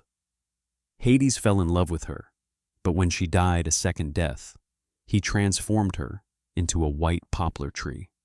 Persephone's role in this story varies by version, but in some tellings, she accepted this dalliance without protest, understanding perhaps that Hades' loneliness in his dark realm was profound. The most famous story involving both Persephone and Hades together, aside from her abduction, concerns Adonis. The beautiful youth was beloved by both Aphrodite and Persephone. When he died, a dispute arose over who would have him in the underworld. Zeus arbitrated, declaring that Adonis would spend part of the year with each goddess. This story parallels Persephone's own situation, suggesting she understood intimately what it meant to be divided between two worlds, two loves, two identities. In their ruling of the underworld, Hades and Persephone showed different aspects. Hades was stern, unyielding, focused on maintaining the laws and boundaries of his realm. Persephone often showed more mercy, more willingness to bend the rules for those who moved her. It was she who was touched by Orpheus's music, she who granted exceptions, she who remembered what it was like to be among the living and to love. Some scholars have suggested that their relationship evolved into something like a successful arranged marriage. In ancient Greece, most marriages were arranged. Young women were given to older men with little say in the matter. Over time, some of these marriages developed into genuine partnerships, even if they had not begun as love matches. Perhaps Persephone and Hades' relationship followed this pattern, beginning in violence and coercion, but eventually transforming into something more balanced, more equal. Others argue that any such reading is a dangerous romanticization of abduction and assault, that we should not seek to make palatable what was fundamentally a crime. They point out that Persephone had no choice in any of it, that her acceptance of her role was survival, not genuine consent, that calling her relationship with Hades anything other than captivity and abuse does a disservice to victims of violence. Both readings have merit. The myth is old enough and complex enough to contain multitudes, to support different interpretations depending on what questions we bring to it. What seems clear is that the ancient Greeks saw their relationship as functional, if not ideal. Hades and Persephone ruled together. They maintained the cosmic order. The underworld functioned smoothly under their joint sovereignty. Whatever personal feelings existed between them, they fulfilled their divine duties. And perhaps that is the point. The myth is not really about whether Persephone and Hades had a happy marriage. It is about duty, about accepting roles we never wanted, about finding ways to survive and even thrive in circumstances we did not choose. It is about the compromises required to maintain balance, both cosmic and personal. In the end, Persephone and Hades ruled together for millennia in the myths. Whatever the nature of their bond, it endured. And in that endurance, there is its own kind of truth. While Persephone's transformation is central to the myth, Demeter's grief is equally important and equally powerful. She represents every mother who has lost a child, every parent who has searched desperately for what was taken, every heart that has broken from separation. Demeter's response to her daughter's disappearance was extreme by any measure. She let the world die. She withdrew her blessings from all of humanity, punishing countless innocents for a crime they did not commit. Mortals starved and suffered because of her grief. Was this just? Was this proportionate? The Greeks did not seem to judge Demeter harshly for her actions. Instead, they understood them as the natural response of a mother whose child has been stolen. Her grief was so profound, so all-consuming, that the entire world had to feel it. How could crops grow when her heart was dead? How could the earth be fertile when she herself was barren of hope? Demeter's search for Persephone lasted 9 days and nights, during which she did not eat, did not sleep, did not rest. She carried torches through the darkness, calling her daughter's name, refusing to accept that she was truly gone. This image of the mother searching with torches became iconic, represented in countless works of art throughout antiquity. When she finally learned the truth, that Zeus himself had sanctioned the abduction, giving his daughter to his brother without consulting the mother, Demeter's response was revolutionary for a goddess. She went on strike. She withdrew from Olympus, from the divine court, from her responsibilities. In essence, she declared that if they would not respect her, if they would not protect her daughter, then she would not serve them. This was an act of defiance against the patriarchal order of Olympus. Zeus was the king. His word was supposed to be law. But Demeter showed that even Zeus's power had limits. He needed her. The world needed her. And she would not be taken for granted, would not accept that her daughter could be given away without her consent, without any consideration of what the mother wanted. In many ways, Demeter's story is about maternal power. She was not a warrior goddess like Athena or Artemis. She did not rule the seas like Amphitrite or the heavens like Hera, but she had her own form of power, the power to nurture or to withhold nurturing, to give life or to let it die. When she exercised that power in grief and rage, even Zeus had to yield. The compromise that was eventually reached did not fully satisfy Demeter. She would still lose her daughter for half of every year. But she had forced Zeus to acknowledge her pain, to take action, to make some attempt at restoration.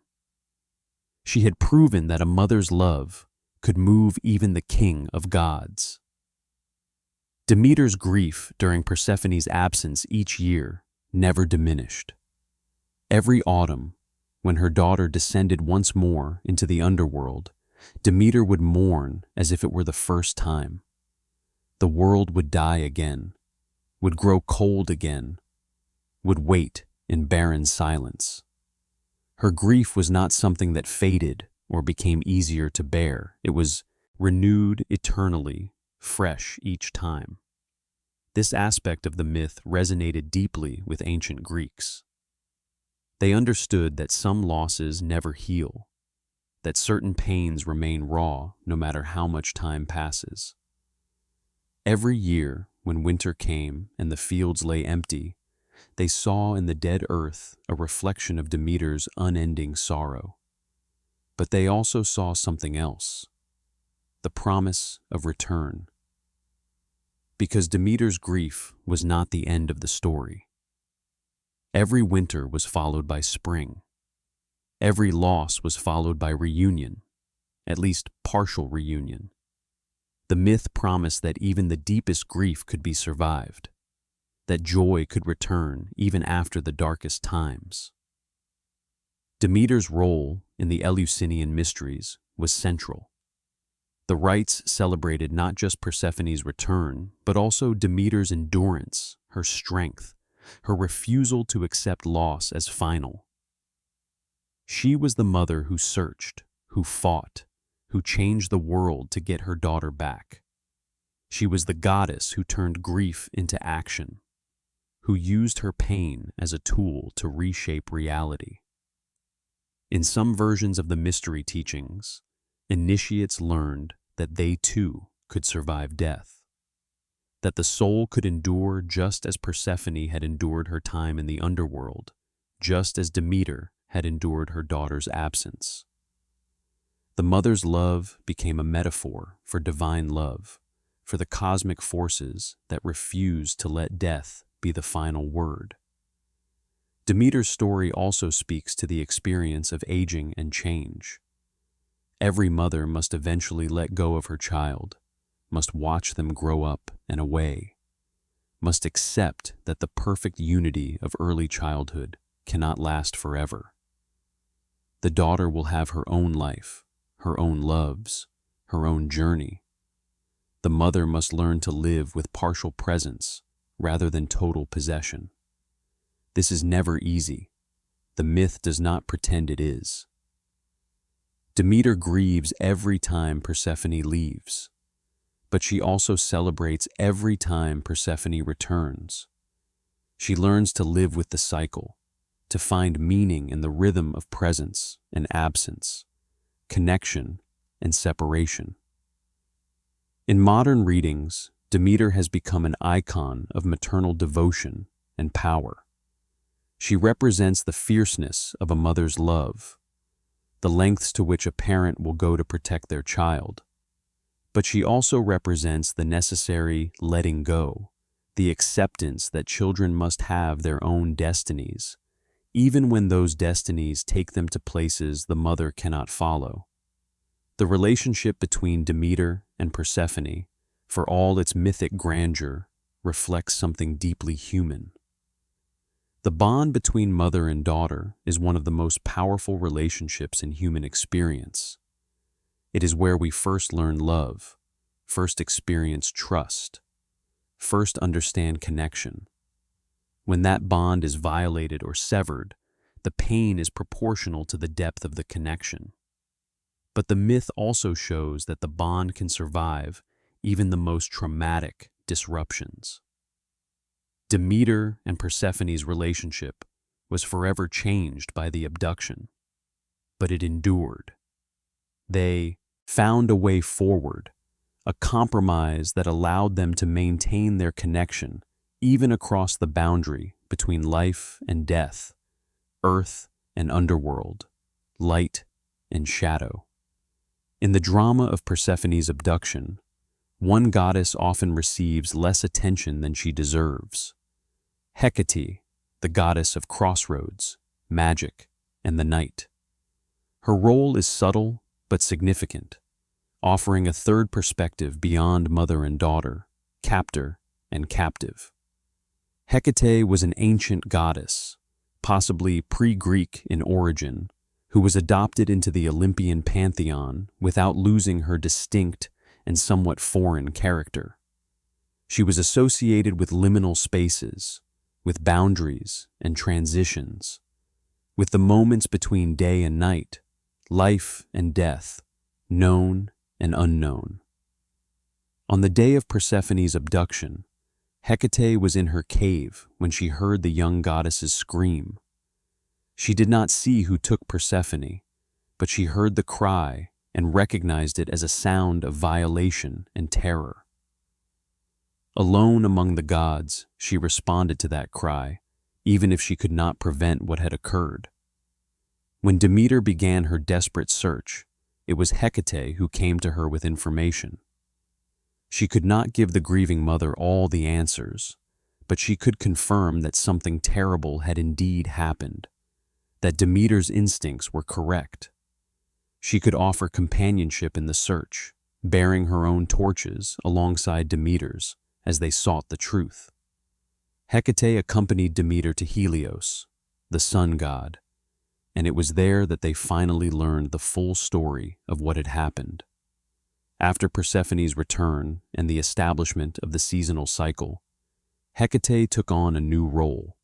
She became Persephone's companion and guide, accompanying the young goddess on her journeys between the upper world and the underworld, lighting the way with her torches. This role as psychopomp, as guide between worlds, was perfect for Hecate. She already existed in the in-between spaces, comfortable with transitions and boundaries.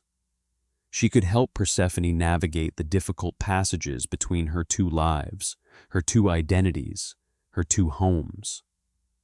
Some versions suggest that Hecate became Persephone's closest confidant, the one being who understood what it was like to exist between worlds, to belong fully to neither light nor darkness, but to the spaces in between.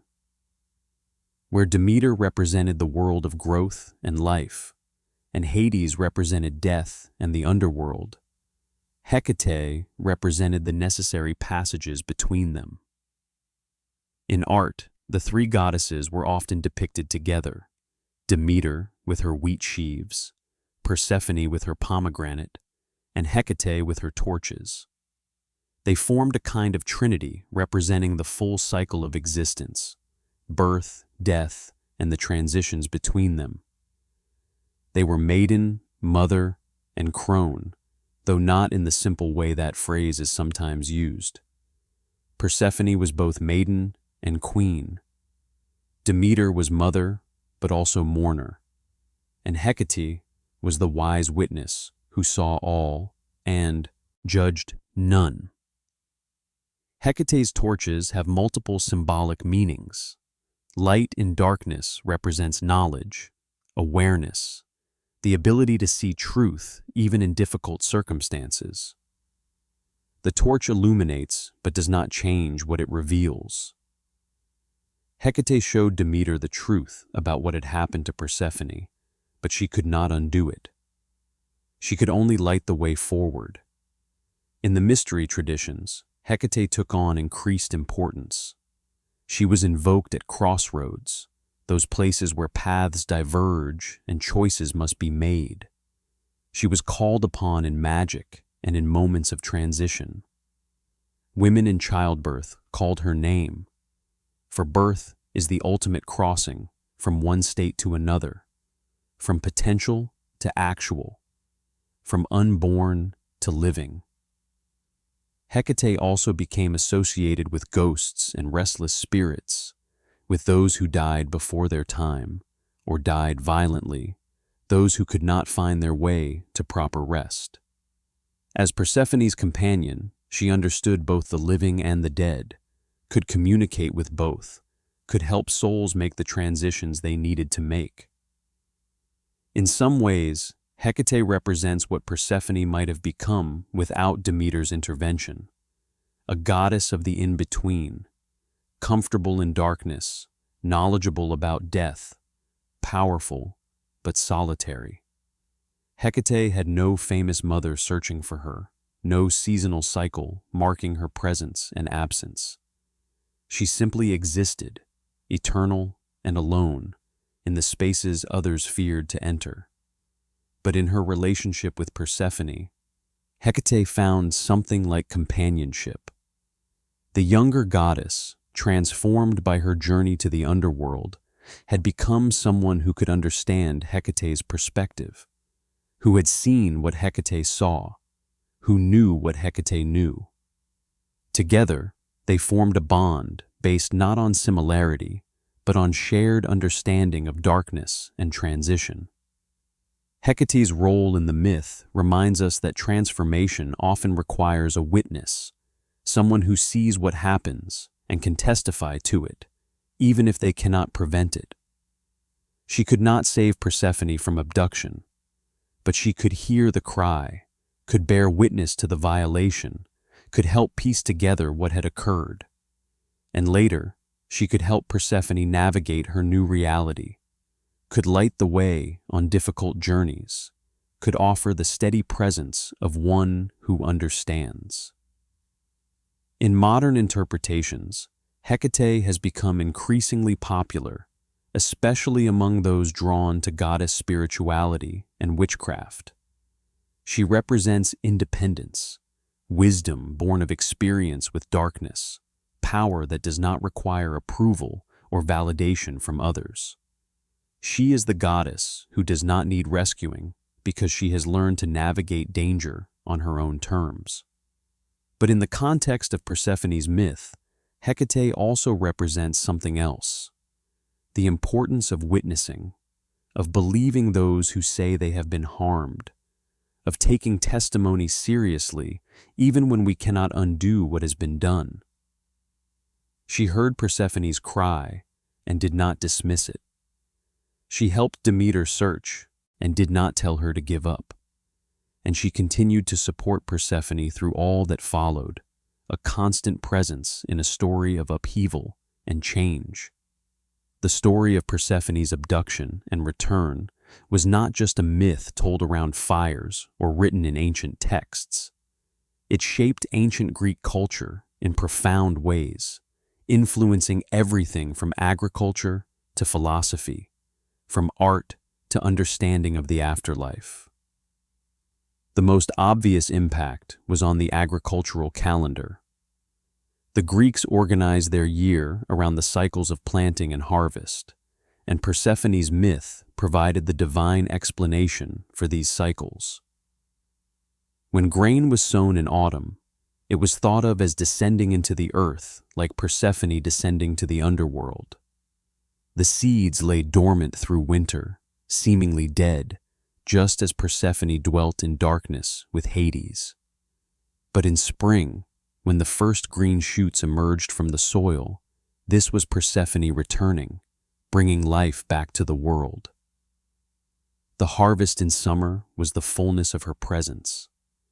The joy of reunion with Demeter made manifest in golden fields of wheat.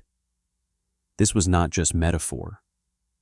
The Greeks genuinely believed that the cosmic drama of the goddess's separation and reunion played out in every grain of wheat, in every harvest, in every spring flower. The Eleusinian Mysteries, as mentioned earlier, had an enormous impact on Greek religious life. For nearly 2,000 years, thousands of people were initiated into the mysteries each year. This was not a cult in the modern negative sense, but a mainstream religious practice that drew participants from all levels of society. Politicians, philosophers, slaves, women, foreigners who had learned Greek, all could be initiated. The mysteries were democratic in a way that much of ancient Greek society was not. In Athens, women could not vote or own property, but they could be initiated into the mysteries on equal terms with men. Slaves could participate. The requirements were simple: speak Greek, have clean hands, meaning not to have committed murder, and be willing to undergo the required rituals and keep the secrets. This openness was remarkable for the ancient world. The mysteries promised something that the standard Olympian religion did not: hope for the individual after death. The official religion offered glory for the famous and powerful, but ordinary people could expect only a shadowy, half-existence in the underworld, regardless of how they had lived their lives. The mysteries suggested something different.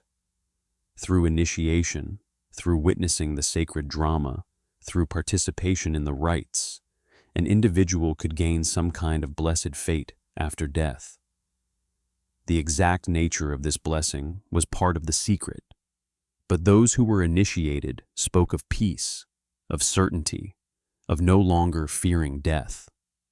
This had profound philosophical implications. If death was not final, if the soul could somehow survive and even thrive beyond the body, then how should one live? What mattered? What endured?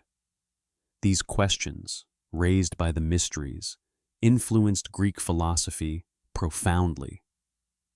Plato's theory of forms, his idea that the physical world is merely a shadow of a higher reality, shows clear influence from mystery tradition. His concept of the soul as immortal, trapped temporarily in the body, but destined for higher realms, echoes mystery teachings. Even his famous allegory of the cave, with prisoners seeing only shadows until one breaks free and sees true light, parallels the mystery initiation, where one passes from ignorance to enlightenment, from darkness to illumination. The myth also influenced Greek literature and drama. Persephone appeared in countless plays, poems, and stories. Her abduction was depicted on pottery and in sculpture. Demeter's grief became the template for maternal mourning. The seasonal cycle provided endless material for lyric poetry about change, loss, and renewal. One of the most beautiful literary works dealing with the myth is the Homeric hymn to Demeter, composed probably in the 7th century before the Common Era. This long poem tells the story with remarkable psychological depth, exploring Demeter's grief, Persephone's terror, and even Hades' lonely desire. It treats the gods as fully realized characters with complex emotions and motivations. Later writers continued to reimagine the myth. Ovid, the Roman poet, included a version in his Metamorphoses. He emphasized the beauty of the meadow, the suddenness of the abduction, the horror of Demeter's realization. Claudian, another Roman poet, wrote an entire epic poem, The Rape of Proserpina, giving the story an elaborate treatment with numerous invented details. In art, the myth was everywhere. Vase paintings showed Hades carrying off Persephone, showed Demeter searching with her torches, showed the pomegranate with its fateful seeds. Sculptures depicted the goddesses in various moments of the narrative. The torch-bearing Demeter became an instantly recognizable, iconographic type. Temples to Demeter and Persephone existed throughout the Greek world, though none were as important as the sanctuary at Eleusis. Cities competed to claim some connection to the myth. Sicily argued that Persephone had been abducted from a meadow there. Other locations made similar claims. Everyone wanted to be part of the story. The myth also shaped Greek understanding of marriage. The abduction of Persephone became a template for thinking about marriage itself, which in ancient Greece often involved very young girls being given to much older men they had not chosen. The vocabulary of marriage sometimes used the same words as the vocabulary of abduction. A bride was seized or carried off by her husband. This connection made the myth both comforting and unsettling. On one hand, it acknowledged the trauma of being separated from one's mother and given to a strange man. Persephone's terror was real and validated. On the other hand, the myth suggested that this trauma could be survived, even transformed into queenship and power. The frightened maiden could become a respected wife and mother. For women facing arranged marriages, the myth offered a complex message. Yes, this is frightening and difficult, but you will survive, and you may even find your own form of power in your new role. Modern readers often find this message problematic, and understandably so. But for ancient women with no real alternatives, perhaps it provided some comfort. The influence of Persephone's myth extended beyond Greece. When the Romans conquered Greek territories, they adopted the myth wholesale, merely changing the names.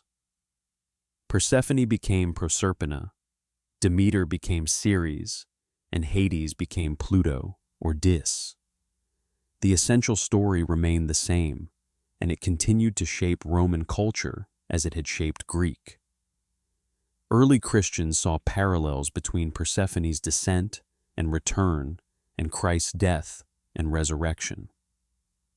Some Christian art from the early centuries incorporates imagery from the mysteries, including the torch-bearing figure and the theme of descent into darkness, followed by triumphant return. While Christianity ultimately suppressed the mysteries, declaring them pagan and forbidden, the underlying themes proved remarkably persistent.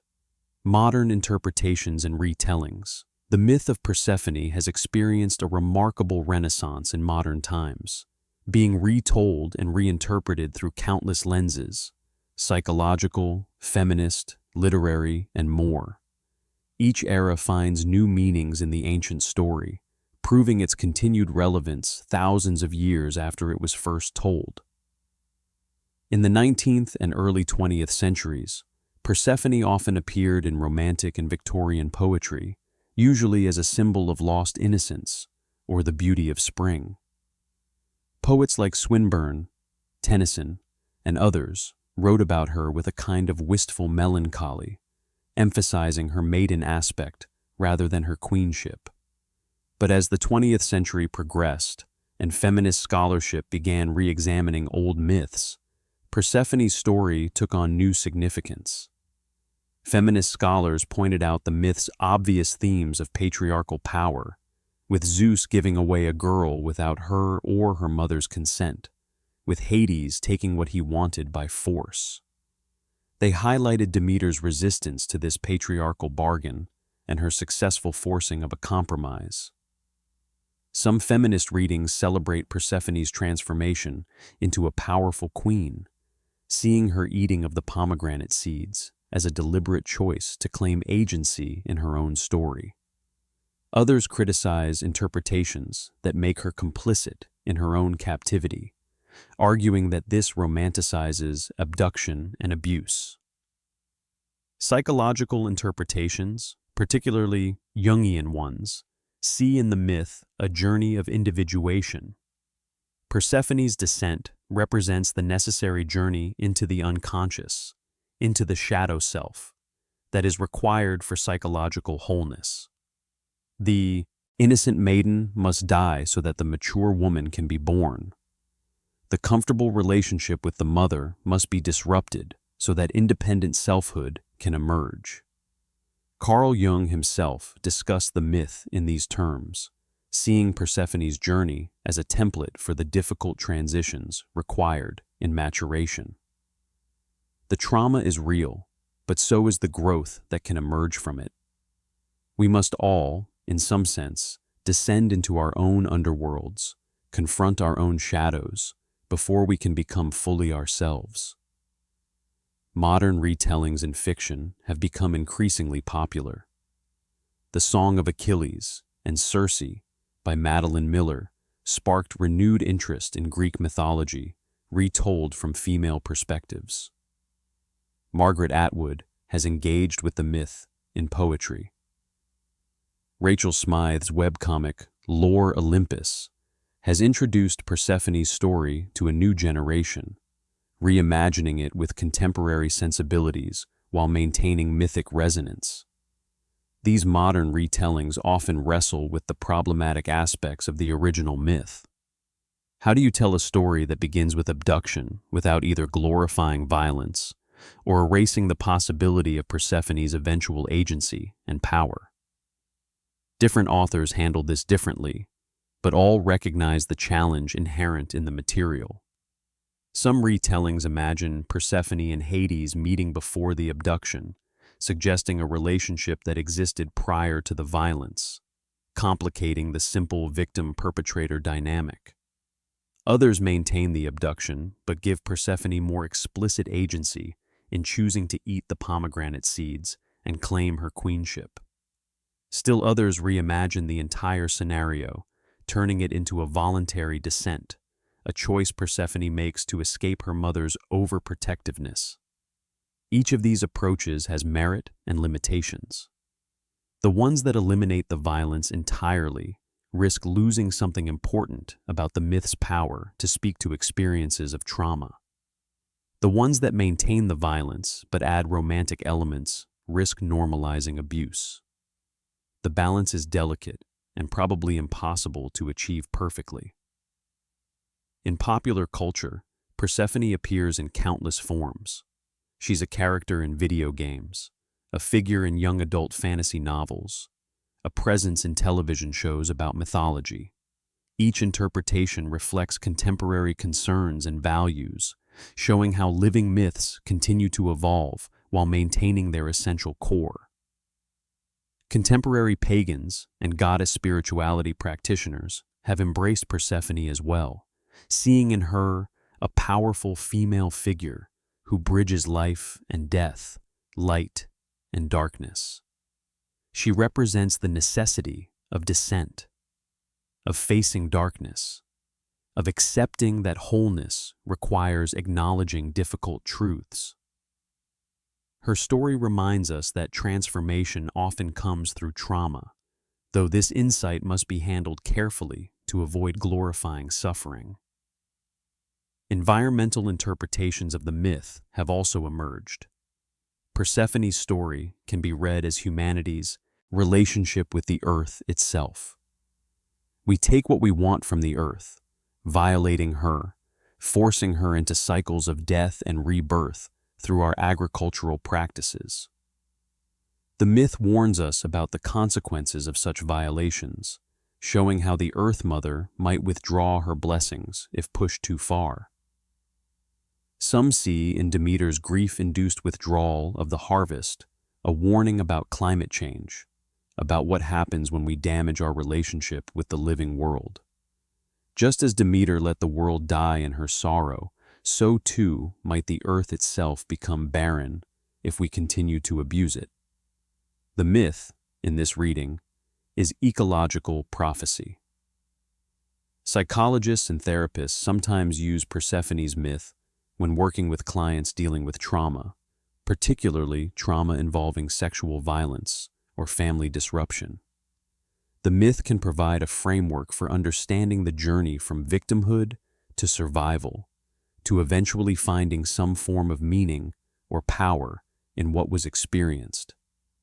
This must be done carefully, as no one should feel pressured to find meaning in trauma, but for some, the mythic template proves helpful. The mother-daughter relationship explored in the myth resonates strongly in modern therapeutic contexts as well. Many women identify with Demeter's fierce protectiveness, or with Persephone's need to separate from an overwhelming mother. The myth acknowledges both perspectives, showing a love so strong it threatens to bind, and a necessary separation that causes profound grief. In art, modern painters and sculptors continue to find inspiration in Persephone's story. The image of a woman descending into darkness, of a mother searching with torches, of a queen holding a pomegranate, these remain powerful visual motifs. The myth provides rich material for exploring themes of transformation, duality, and the relationship between light and dark, life and death. What all these modern interpretations share is a recognition that the myth continues to speak to fundamental human experiences. We all face losses that seem unbearable. We all must sometimes descend into our own darkness. We all must navigate the difficult transitions between different phases of life, different identities, different understandings of who we are. Persephone's journey from maiden to queen, from victim to sovereign, from innocence to complex knowledge, mirrors journeys we all must make in various forms. Her mother's grief reflects the universal pain of letting go, of watching our children face hardships we cannot prevent, of loving so fiercely that their absence leaves the world hollow. The myth endures not because it is comfortable or unproblematic, but because it is true in some deep sense. Not historically true, perhaps, but psychologically, emotionally, spiritually true. It speaks to realities that do not change across millennia: the pain of loss, the necessity of transformation, the complex relationship between trauma and growth, the eternal cycle of death and rebirth that governs all existence. The eternal cycle.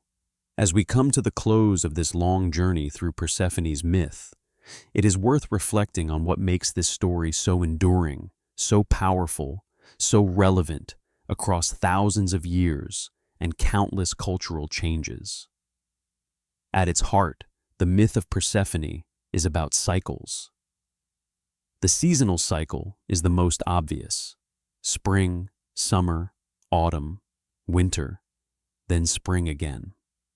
Life giving way to death, giving way to life again, eternally, without end. The Greeks saw this cycle playing out in every field, in every garden, in every tree that lost its leaves only to grow them again the following year. But the myth speaks to other cycles as well. The cycle of human life, from innocent youth through the trials of adulthood to eventual death, and perhaps, as the mysteries promised, to some form of rebirth or renewal beyond.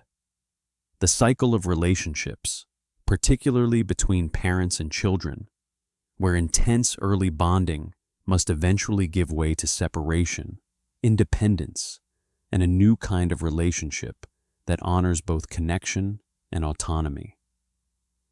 The cycle of loss and recovery, grief and healing is central to the myth. Demeter loses her daughter, and the world dies. But the daughter returns, and the world is reborn. The loss is real. The grief is profound. But they are not permanent. This is the promise at the heart of the myth, that even the most devastating losses can be survived, that spring follows winter, that joy returns after sorrow. This does not mean the loss is erased or forgotten. Demeter grieves anew every time Persephone descends. The separation is just as painful the 100th time as it was the first. But she has learned to live with the cycle, to find meaning in the rhythm, to celebrate the returns even while mourning the departures. The cycle of innocence and experience is also central. Persephone begins as Kore, the maiden, innocent and protected. But innocence cannot last forever. Experience, often painful experience, is necessary for growth, for maturation, for becoming fully oneself. The maiden must descend into darkness and emerge as the queen. The protected child must face the world's violence and learn to navigate it with her own power. This transformation is not presented as purely positive. There is real loss in the death of innocence. The Persephone who returns is not the same as the Kore who was taken. She has been changed by darkness, by trauma, by the knowledge of death. She can never fully return to the innocent joy she once knew. But she has gained something as well: power, knowledge, depth, complexity. She has become more fully herself. The cycle of the seasons became, for the Greeks, a way to think about all these other cycles. Every autumn was not just the beginning of cold weather, but a reminder of loss, of descent, of the necessity of facing darkness. Every spring was not just a return of warm weather, but a promise of renewal, of resurrection, of hope fulfilled. The myth acknowledges something that many religious and philosophical systems try to ignore: that life contains both joy and suffering, that we cannot have one without the other, that the cycle continues regardless of our wishes. We cannot have eternal spring. We cannot avoid winter. We cannot prevent loss. But we can learn to live with the rhythm, to find meaning in the pattern, to celebrate the returns even while mourning the departures. The Eleusinian Mysteries, built around this myth, promised initiates not that they would avoid death or suffering, but that they would understand these experiences differently, see them as part of a larger pattern, find hope even in darkness. The exact nature of what was revealed remains secret, lost to history when the mysteries were finally suppressed. But the testimony of those who participated is clear. They faced death without fear, understood loss without despair, lived with a certainty that transcended the normal anxieties of human existence. What gave them this peace? Perhaps it was the experience of witnessing, in ritual form, the descent and return, the loss and recovery, the death and rebirth. Perhaps it was understanding viscerally, not just intellectually, that the cycle continues, that spring always returns, that hope endures even in the deepest darkness. The myth does not promise that suffering is not real or that trauma can be easily overcome. Persephone's terror was real. Demeter's grief was real. The violence of the abduction was real. But the myth also insists that these experiences, as real and terrible as they are not the end of the story. Transformation is possible. Recovery is possible. New forms of power and meaning can emerge from the darkest experiences. This is a difficult truth, one that must be handled carefully. It should never be used to minimize trauma or suggest that victims should be grateful for what they endured. Persephone was not better off for having been abducted. The growth she experienced came at a terrible price, one she never should have had to pay. But the myth acknowledges a reality that many people eventually face. Sometimes terrible things happen that cannot be undone, and we must find a way to live with them, to integrate them into our lives, to become ourselves despite and perhaps partially because of what we have endured. This is not fair. It is not right. But it is sometimes necessary. The eternal cycle at the heart of Persephone's myth is both comforting and challenging. Comforting because it promises that winter does not last forever, that spring will return, that loss is not final. Challenging because it insists that we cannot avoid the descent, that we must face our own darkness, that growth requires passing through difficulty. As the years turn and the seasons change, as ancient myths continue to resonate in modern hearts, Persephone's story endures. She remains a powerful symbol of transformation, of the journey from innocence to experience, of the complex relationship between loss and growth, darkness and light, death and life. Her story reminds us that we are all caught in cycles larger than ourselves, patterns that existed before we were born and will continue after we die. But it also reminds us that within those cycles, we have choices about how we respond, what meanings we make, what forms of power we claim. Persephone chose to eat the pomegranate seeds, whatever her reasons, whatever her understanding of what that choice meant. In doing so, she claimed agency in a situation where she had been utterly powerless. She transformed herself from victim to queen, from stolen maiden to sovereign of the underworld. Her choice bound her, but it also empowered her. Demeter chose to fight for her daughter, to use her power to force a compromise, to refuse to accept total loss, even when it seemed inevitable. Her grief changed the world, but her love brought about return. She learned to live with partial victory, with the ongoing cycle of presence and absence, because partial victory was better than total defeat.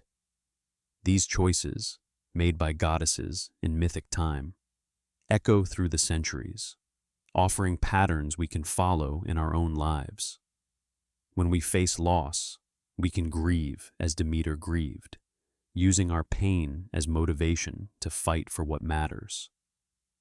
When we face trauma, we can seek, as Persephone did, ways to transform violation into sovereignty, powerlessness into authority.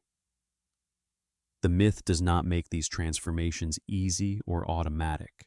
It acknowledges the cost, the pain, the ongoing difficulty. But it insists they are possible. Spring does return. The daughter comes back. The cycle continues. And in that continuation, in that eternal turning of the wheel, there is hope. Not cheap hope, not easy hope, but hard-won hope, born of endurance, of survival, of the stubborn insistence that life and love are stronger than death and loss.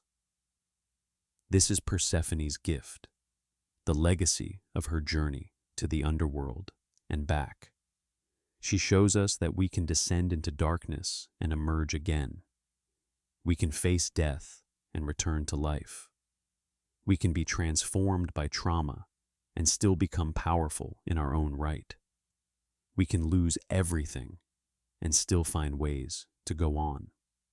The pomegranate seeds she ate thousands of years ago in mythic time continue to bind and empower, limit and liberate.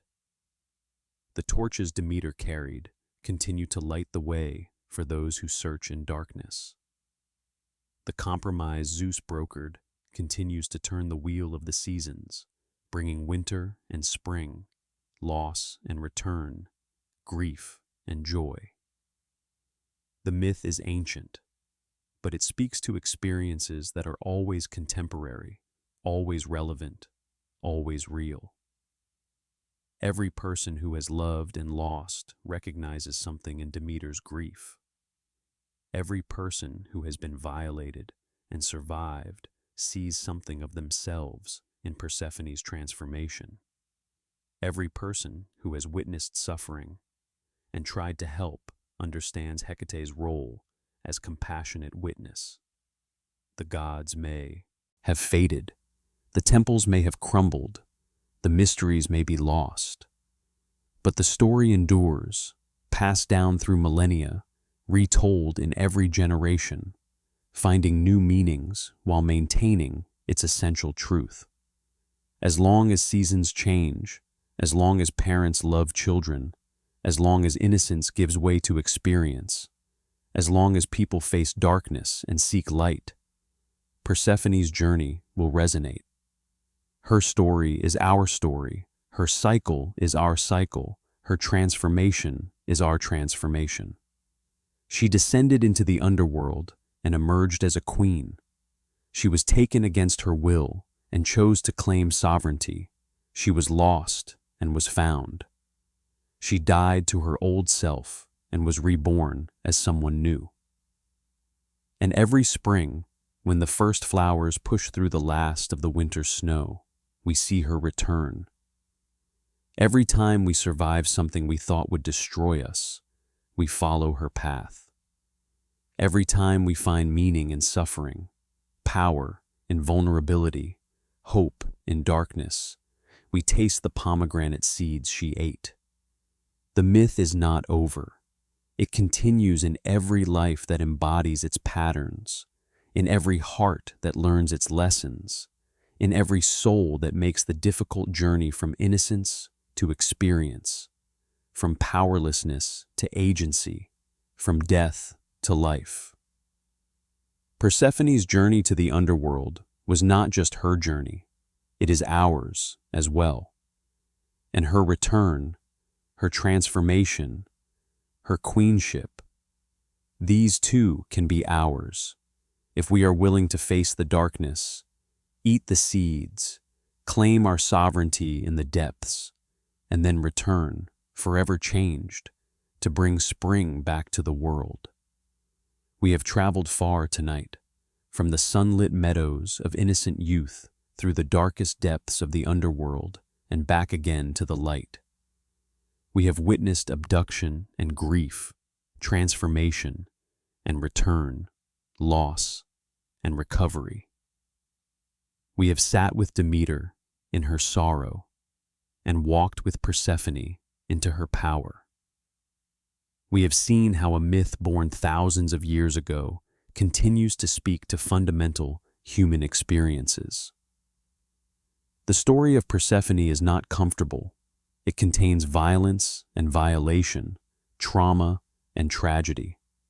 It does not offer easy answers or simple morals, but it offers something perhaps more valuable, a framework for understanding the difficult transformations that life demands of us, a pattern for surviving what seems unsurvivable, a promise that spring returns even after the longest winter.